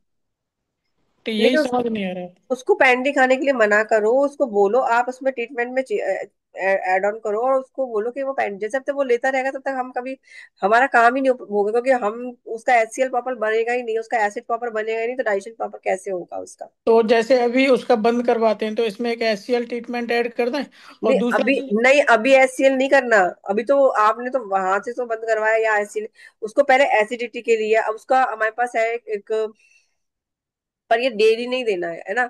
2 pain, 1 point gas only up, और 2 पेन × 6, पर ये डेली नहीं देना है उसको। जिस दिन, जैसे अभी उस दिन छोड़ा, एक दिन छोड़ के एक दिन, या वीक में 2 दिन दो, ताकि उसकी एसिडिटी डाउन हो जाए, है ना। लेकिन इससे, इस वाले ट्रीटमेंट से भी एसिड डाउन होगा, लेकिन उसने छोड़ा है तो उसको एक उस दिन दे दो, तो जब वो रिलैक्स हो जाएगा, थोड़ा सा नॉर्मल हो जाए, उसके बाद हम उसमें एचसीएल ऐड करेंगे, क्योंकि उसका एचसीएल प्रॉपर बन ही नहीं रहा है ना। और मोशन आप कह रहे हो लूज आ रहा है। नहीं, अब तो क्या 2-3 बार पे आ गया, तो वो कॉन्स्टिपेशन की शिकायत बता रहा था। कॉन्स्टिपेशन की शिकायत बता रहा था। तो हाँ, जो भी सिम्टम है उसके अकॉर्डिंग ट्रीटमेंट बनाओ, पर एसिडिटी को शांत करने के लिए हमारे पास बहुत सारे ट्रीटमेंट है। 8 पेन × 3 से भी एसिडिटी शांत हो जाती है। 8 पेन × 3 दिया, और साथ में फिर ये जो मैंने बताया वो दिया, तो बहुत वन सारे। Point one one, point gas है, 6 पॉइंट, और वो टू नहीं नहीं पेन। नहीं, 1 पॉइंट गैस ओनली अप, केवल अच्छा, अप पॉइंट पे ही देना है, और फिर 2 पेन × 6। ठीक है, 2 पेन × 6। ये मतलब कैसे 8 पेन × 3 रेगुलर दे सकते हैं इसको? नहीं रेगुलर, ये वाला 8 पेन × 3 रेगुलर दे सकते हो, अच्छा, रेगुलर वही है। लेकिन ठीक है, टू और उसके पेन जैसे, जैसे उसको, हाँ बताइए क्या कह रहे थे मैं। लेकिन 1 पॉइंट गैस ओनली अप, और 2 पेन × 6 डेली नहीं देना है। अच्छा, और इसमें जैसे कॉन्स्टिपेशन बनने लगा है तो इस केस में क्या अजय नॉर्मल नॉर्मल पे आना पड़ेगा या किस उसका, तरीके से? हाँ अगर कॉन्स्ट, तो अजय नॉर्मल नॉर्मल छोड़ना नहीं है ना, वो बीच बीच में तो देते रहना है। ये हमारे डिपॉजिट ट्रीटमेंट है, तो डिपॉजिट तो बीच बीच में कराना ही पड़ता है ना। बीच ऐसा नहीं है कि हमने शुरू में अजय नॉर्मल दिया था, उसके बाद हमने मुड़ के ही नहीं देखा अजय नॉर्मल की तरफ। नॉर्मल अजय नॉर्मल बीच बीच में देना पड़ता है, क्योंकि ये सारे ट्रीटमेंट जो है हमारे डिपॉजिट वाले ट्रीटमेंट, एनर्जी डिपॉजिट करने वाले ट्रीटमेंट है। तो नॉर्मल अजय नॉर्मल 6 गैस आई के साथ, मतलब एक बार पहले 6 गैस आई दो, फिर नॉर्मल अजय नॉर्मल 6 गैस आई के साथ, और जो भी ट्रीटमेंट दो लास्ट में 6 एक्सरसाइज, तो मोटिलिटी आंतों की बढ़ेगी, है ना, तो स्ट्रेस पे भी काम होगा, मोटिलिटी भी बढ़ेगी। बाकी अगर सीवियर है, बहुत ज्यादा कॉन्स्टिपेशन सीवियर हो गया है, तो आप राउंड नॉर्मल भी दे सकते हो। सीवियर तो नहीं हुआ है, लेकिन बता रहा है तो मेरी समझ में नहीं आ रहा कि तो ये अभी वाला पहले। करो ना फिर, नॉर्मल अजय नॉर्मल के साथ 6 एक्सरसाइज, और लास्ट में जो भी ट्रीटमेंट दो उसके बाद में 6 एक्सरसाइज देते अच्छा, ठीक है। हो। Thank you so much. हाँ हाँ जी, हो गए सभी के क्वेरीज। मैम। हाँ प्रदीप। मैम, एक पेशेंट है, उसको जैसे कि एक बार में स्टूल पास नहीं होता है, उसको बार बार जाए, 3 बार, कभी 2 बार सुबह। हम्म। और उसको ये मतलब डॉक्टर ने यह डायग्नोज किया है कि उसके जो रेक्टम के जो स्फिंक्टर है, जो अंदर वाला, जो एक तो बाहर वाला होता है, एक अंदर वाला हाँ होता है। हाँ हाँ। वो अंदर वाला स्फिंक्टर है ना, वो कॉन्ट्रैक्ट हो गया है, वो मतलब वो खुल नहीं पाता सही से, इसलिए पेट साफ नहीं होता है। उसके अच्छा। लिए मैंने वेसोडाइलेटर दिया था, और हम्म। क्या नाम है, 4-5 दिया था, तो उससे आराम नहीं लगा। नहीं लगा। नहीं, कई बार देख चुका हूँ। अच्छा, तो साथ में उसको फिर वो भी और भी चीजें दी, मतलब हो सकता है ना, वो तो डॉक्टर का डायग्नोसिस है कि वो रेक्टम का स्फिंक्टर कॉन्ट्रैक्ट नहीं हो पा रहा, तो उसमें हमें हो भी सकता है ना कि इश्यूज ऊपर से भी चल रहे हो, तो डॉक्टर का डायग्नोसिस है ना, हमारे साथ ऐसे भी हो सकते हैं। बाकी और ट्रीटमेंट भी दिए थे बेसिक ट्रीटमेंट के साथ, जो हमारे कॉन्स्टिपेशन के लिए है। और इसमें भी ये भी हो तो सकता है कि वो हाँ, वो LSTF और वो दे चुका हूँ, ATF, एएप्रिन, LSTF, वो देता हूँ ना। उसमें फिर वो प्रॉब्लम बोलते हैं कि लास्ट में मतलब यही रहती है, मतलब स्टूल हार्ड नहीं है, लेकिन एक बार में साफ नहीं होता है। और डॉक्टर ने यही बताया कि मतलब वो कॉन्ट्रैक्ट हो गया है, इसलिए नहीं खुल पा रहा है वो, मतलब एक मतलब सही से नहीं हो पा रहा है, दो तीन बार जाना पड़ता है। तो 15 left medulla, 6 left side, 8 left park into 3 दिया था, हाँ हाँ। है ना? ये तो दिया था तुमने। हाँ तो वो देते हैं ना, तभी हाँ, प्रॉब्लम सेम रहती है, तो फिर चेंज करना पड़ता है कितने ट्रीटमेंट दिन कुछ। दिया, कितने दिन दिया? मतलब हफ्ता 10 दिन भी दे के देखा है अच्छा, लगातार। साथ में कैल्शियम दिया? कैल्शियम का? वन नहीं। ट्वेंटी फाइव डीसीसी एक बार ये कॉम्बिनेशन बना के दो, 125 डीसीसी करके दो, क्योंकि हाँ हो सकता है ना कॉन्ट्रिक्शन इसके लिए नहीं हो रहा हो तो कैल्शियम की कमी हो, ऐसे कई बार बहुत बार होता है, अपन बढ़ा है ना कि कैल्शियम की कमी से वजह से मसल कॉन्ट्रैक्ट नहीं होती है, तो उसके रेक्टम, भाई प्रॉब्लम तो डॉक्टर ने फाइंड आउट कर ली, हमारे लिए बहुत अच्छा है, क्योंकि हमारे पास तो है ना कि क्यों नहीं हो पा रहा है ना, तो हो सकता है कि कैल्शियम की कमी से हो रहा हो, तो कैल्शियम ऐड करके देखो एक बार 125 डीसीसी, तो हो सकता है कि जब वो कैल्शियम प्रॉपर जाएगा उसके बॉडी में, तो वो वहां से फिर वो जो है स्फिंक्टर है वो लूज हो गया है, वो मतलब जो टाइट है, मतलब कॉन्स्ट्रिक्ट नहीं हो पा रहा, वो ठीक हो जाए, और प्रॉब्लम तो ये साथ में ऐड करके नहीं फिर नहीं, देखे देखो। कॉन्ट्रैक्ट हो गया, वो खुलता हाँ हाँ, नहीं है। एग्जैक्टली वही मैं बोल रही हूँ, कॉन्ट्रैक्ट हो गया है, खुलता नहीं है, वही तभी तो हमने हाँ ओपन करने का दिया है, वो समझ गई आपकी बात। हाँ। तो वो कॉन्ट्रैक्ट क्यों हो रहा है, वो इसके लिए ही तो हम वो दे रहे हैं ना, ये कैल्शियम देंगे। कैल्शियम हाँ हाँ। देंगे, हाँ हाँ। राइट? तो कैल्शियम के साथ डाल के देखो, इसको दे के देखो। ठीक है ठीक है। ठीक है, हाँ। ओके। और हो गया सबके क्वेश्चंस, क्वेरीज आईबीएस के साथ? और किसी का कोई केस हो, अच्छे रिजल्ट हो, और कोई ट्रीटमेंट सजेशन हो, कोई देना चाहे तो वो भी हम आप लास्ट में दे सकते हो। ठीक है, नमस्ते ma'am, good evening. Good evening. हाँ मैम, मैं एक कह रहा था, जो कहते हैं ना मोशन के लिए बाथरूम में कई बार मतलब आधे आधे घंटे, एक एक घंटे तक बैठे रहते हैं। तो उनके लिए एक छोटा सा सजेशन है कि कुछ ना ले, भले 15 मेडुला ले ले एक बार, और 12 मेडुला के 3 बार ले ले स्टेप। तो जब 12 मेडुला के तीसरा स्टेप खत्म होगा उससे तब तक वो मोशन हो जाएगा उनका। हम्म ये मैंने 2-3 लोगों को दिए हैं, ओल्ड लोगों को सिखाया रखा है। तो हम्म। उससे रिजल्ट मिले मेरे को मैम। हाँ, बन सकता है, क्योंकि तो आजकल देखो सब सारे जंक फूड खा रहे हैं। सारा तो इशू वॉम जो है तो ना, बच्चों देखो। के लिए पेट में नहीं, बड़ों के पेट में भी वॉम होते ही हैं। हम्म। ये अच्छा काम करता है मैम। देखो, मैं ये आजकल क्या है ना, लाइफस्टाइल इतना खराब हो चुका है, और इसलिए सब लोग बीमार हैं, कुछ ना कुछ बीमारी तो सबको ही है, क्योंकि जी। हम ये सोचते हैं कि हम मोबाइल में लगे रहेंगे, मतलब पेशेंट ये सोचता है कि वो मोबाइल में लगे रहे, बाकी सारा काम अपने आप हो जाएगा, लेकिन हम्म। जब हम हमारा हर एक एक्टिविटी की, मतलब मोशन जाना भी, हमारी एक्टिविटी भी ब्रेन से कंट्रोल हो रहा है। जब आप उस टाइम पे भी ब्रेन को बिजी रख रहे हो, मतलब आप मोबाइल देख रहे हो या कुछ बिल्कुल और पढ़ बिल्कुल। रहे हो, तो वो सिग्नल तो ब्रेन से गया ही ना कि आपका स्फिंक्टर जो खुलना खुलना है, या वहां से जो नर्व इम्पल्स जो आना है कि वो स्टूल पास करना है, वो तो हुआ ही नहीं ना। तो इसी के चलते चलते, मतलब आजकल जो प्रॉब्लम है, फंक्शनल इशू ही हो रहे हैं, क्योंकि वो जो है हमारा माइंड इतना वहां तक सिग्नल वाली प्रॉब्लम, सिग्नलिंग वाली प्रॉब्लम है, और यही है। तो बहुत सारे केसेस में इसी चीज को सॉल्व करा के देखा गया। मेरे पास एक बच्ची आती थी, छोटी, मेरा 13-14 साल की बच्ची थी, उसको भी बहुत सीवियर कॉन्स्टिपेशन था, वो भी आधा आधा पौना पौना घंटा बैठती थी, मतलब सुबह स्कूल जाते समय तो जाती नहीं थी, उसकी मम्मी बता रही थी कि वो, मौसी आती थी उसकी मम्मी एक्चुअली, तो वो जब दिन में जाती थी तो एक एक पौना पौना घंटा, एक एक घंटा, कभी आधा घंटा बैठी रहती थी, तब जाके स्कूल पास होता था। फिर मैंने उससे पूछा, बेटा क्या करती है, तो उसकी मम्मी ने बताया, हाँ मोबाइल लेके जाती है। तो बिल्कुल सिर्फ उसकी यही आदत में चेंज करवाया कि वो मोबाइल लेके नहीं जाएगी, आप पानी पी के जाओ तो ही वो बच्ची जो है वो सही हो गई। तो सिर्फ इसकी आदतों में ही बदलाव हमने लाना शुरू कर देना, तो हमें बहुत बेटर रिजल्ट मिलने लगे। जी जी। और है ना? वैसे पहनने का भी मैम है ना, जरूरी नहीं कि सबके लिए ही गर्म पानी सूटेबल हो, हाँ क्योंकि इसमें तासीर का भी बहुत बड़ा रोल रहता है मैम। हाँ हाँ, है सही ना? बात। तो क्योंकि कई बार लोगों को गर्म पानी पीने से गले में खराश हो हाँ, जाती है, नहीं गले में खराश होती है, कई लोगों को गर्म पानी पीने से एकदम गैस जो ज्यादा बन सूट नहीं जाती है, करता। हाँ गैस जी हाँ बनती है, हाँ, वो भी डिपेंड करता है। जी। ठीक है, थैंक यू। ठीक, ठीक है, तो आई मैम होप। Excuse ma'am.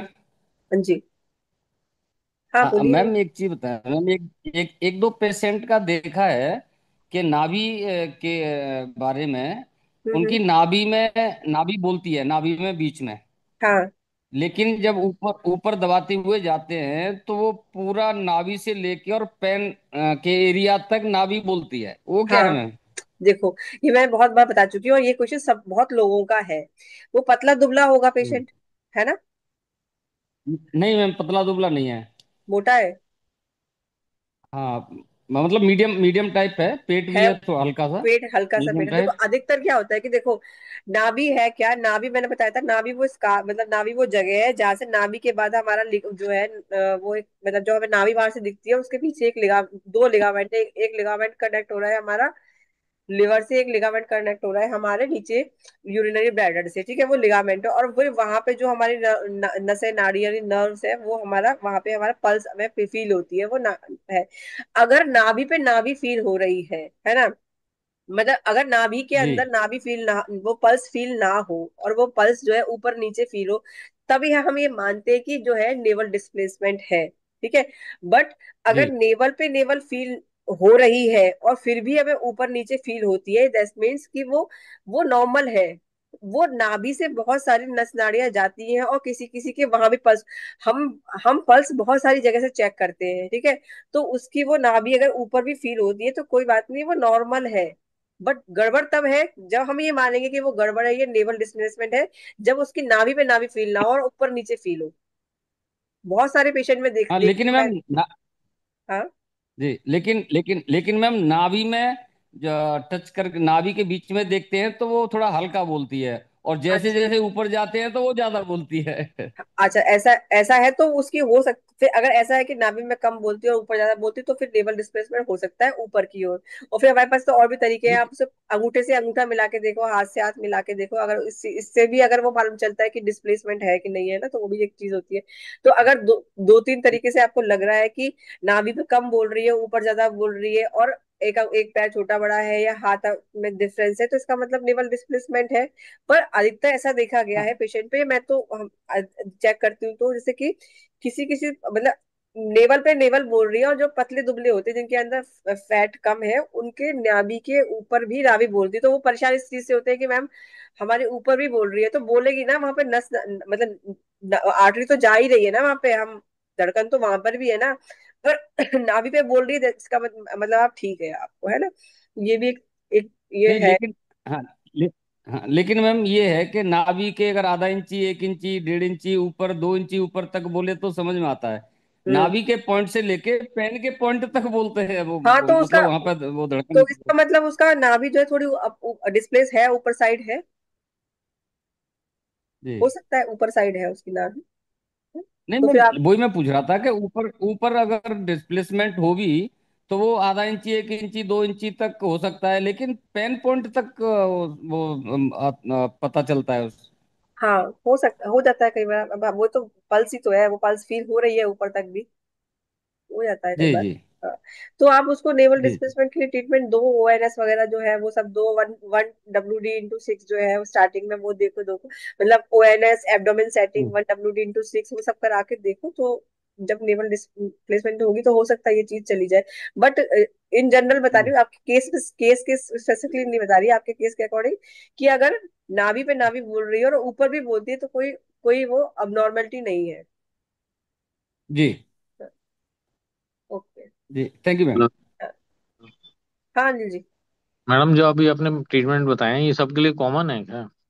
हाँ ये वाला तो नाभि, ये तो नेवल डिस्प्लेसमेंट के लिए सबके सबके लिए नहीं, कॉमन है ना, उसमें बताएं स्लाइड आईबीएस में। के। हाँ जी। हाँ ये सबके लिए कॉमन है, मतलब अगर किसी डिजीज सीओ है। सीओडी के, ये तो बेसिक ट्रीटमेंट है ना सीओडी के लिए, तो ये तो देना ही है, जिसमें मैंने बताया 15 मेडुला/3 और 8 मेडुला/3, तो स्ट्रेस वाला इस जनरल इश्यू तो होता ही है, तो 15 मेडुला/3 और 8 मेडुला/3 से शुरू करना ही है। उसके बाद हमने बताया कि म्यूकस वाले पेन में दर्द होता ही है, तो इन्फ्लेमेशन तो उनमें होता ही है, तो हमने आईटीएफ दिया, और उसके बाद हाफ के यू 20 13 6 भी वो भी इन्फेक्शन इन्फ्लेमेशन के लिए दिया। उसके बाद फिर हमारा जो है वो केस स्पेसिफिक है कि अगर कॉन्स्टिपेशन है तो कॉन्स्टिपेशन साइड ट्रीटमेंट है, अगर लूज मोशन है तो लूज मोशन साइड ट्रीटमेंट है, बाकी सेरोटोनिन बीच बीच में देना ही है। और न्यूरोट्रांसमीटर बीच बीच में देना ही है, और बीच में अगर पेशेंट के अकॉर्डिंगली कोई पेन पॉइंट है वो देना है, और डब्ल्यूडी में दर्द के लिए न्यू जीन्स देना है। तो ये ट्रीटमेंट तो मतलब बिल्कुल बेसिक सा ही ट्रीटमेंट है सबके लिए, और बेसिक ट्रीटमेंट से ही ठीक हो जाते हैं, कोई बहुत बड़ी गलत लगाने की जरूरत नहीं पड़ती आईबीएस के ट्रीटमेंट में, है ना।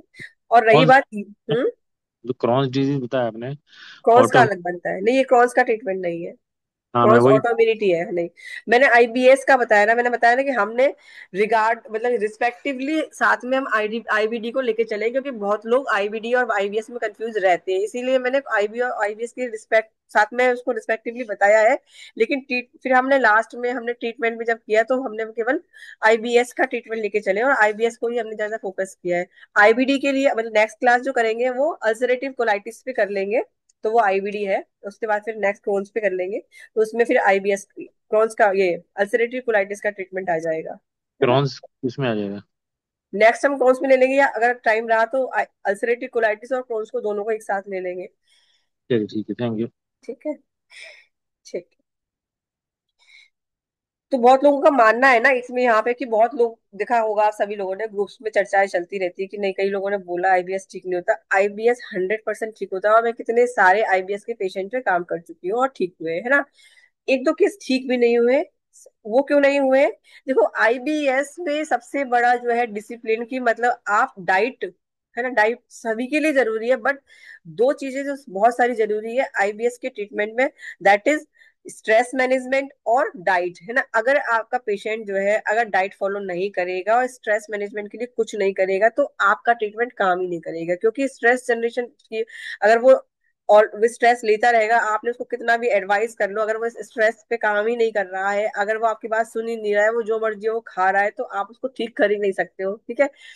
तो इसीलिए काउंसलिंग भी इंपॉर्टेंट पार्ट प्ले करती है आईबीएस के पेशेंट में। तो आप काउंसलिंग भी कर रहे हो, उसको समझा भी रहे हो डेली, आप उसको उसकी हिस्ट्री भी ले रहे हो, उसको समझा भी रहे हो, तो ऐसे पेशेंट में रिकवरी मतलब 1 महीने से लेकर मतलब 15 दिन तक ले। एक पेशेंट मेरा 15 दिन में ठीक हुआ आईबीएस के, कुछ सिम्टम्स बहुत कम थे, लेकिन वो बच्चा लड़का था 32 साल का विशाल, वो बहुत मतलब माना उसने सारी बातें, उसको तो बहुत स्ट्रिक्टली रिलीजियसली फॉलो किया मेरे सारी इंस्ट्रक्शंस को, तो बहुत जल्दी ठीक हो गया। तो 1 महीने से 15 दिन से 1 महीने से लेकर पेशेंट ठीक हो सकता है। और ऐसे भी पेशेंट हो सकते हैं जो 6 महीने में ठीक नहीं हुए। एक पेशेंट मेरी 6 महीने में भी ठीक नहीं हुई, क्योंकि वो कुछ मानती ही नहीं थी कहना, ना तो उसने स्ट्रेस पे कोई काम किया, सिंगल थी, 45 ईयर पेशेंट, फीमेल पेशेंट, ना डाइट का कोई पता पता, ना उसके स्ट्रेस पे उसने कुछ काम किया, तो उसको हम ठीक ही नहीं कर पाए। तो इसलिए पेशेंट ठीक होता है, लेकिन सबसे बड़ी कंडीशन वहां पे कहाँ आती है कि पेशेंट हमारी बात माने और स्ट्रेस के लिए और डाइट पे अपना कंट्रोल करे। ठीक है, ठीक है जी। तो क्लास खत्म करते हैं, लीव करते हैं, बाकी इससे रिलेटेड जो है पीडीएफ और इसकी रिकॉर्डिंग में भेज दूंगी। आई होप आपको ये सेशन अच्छा लगा हो। बहुत अच्छा, बहुत अच्छा, थैंक यू मैडम, वेलकम। बहुत अच्छा।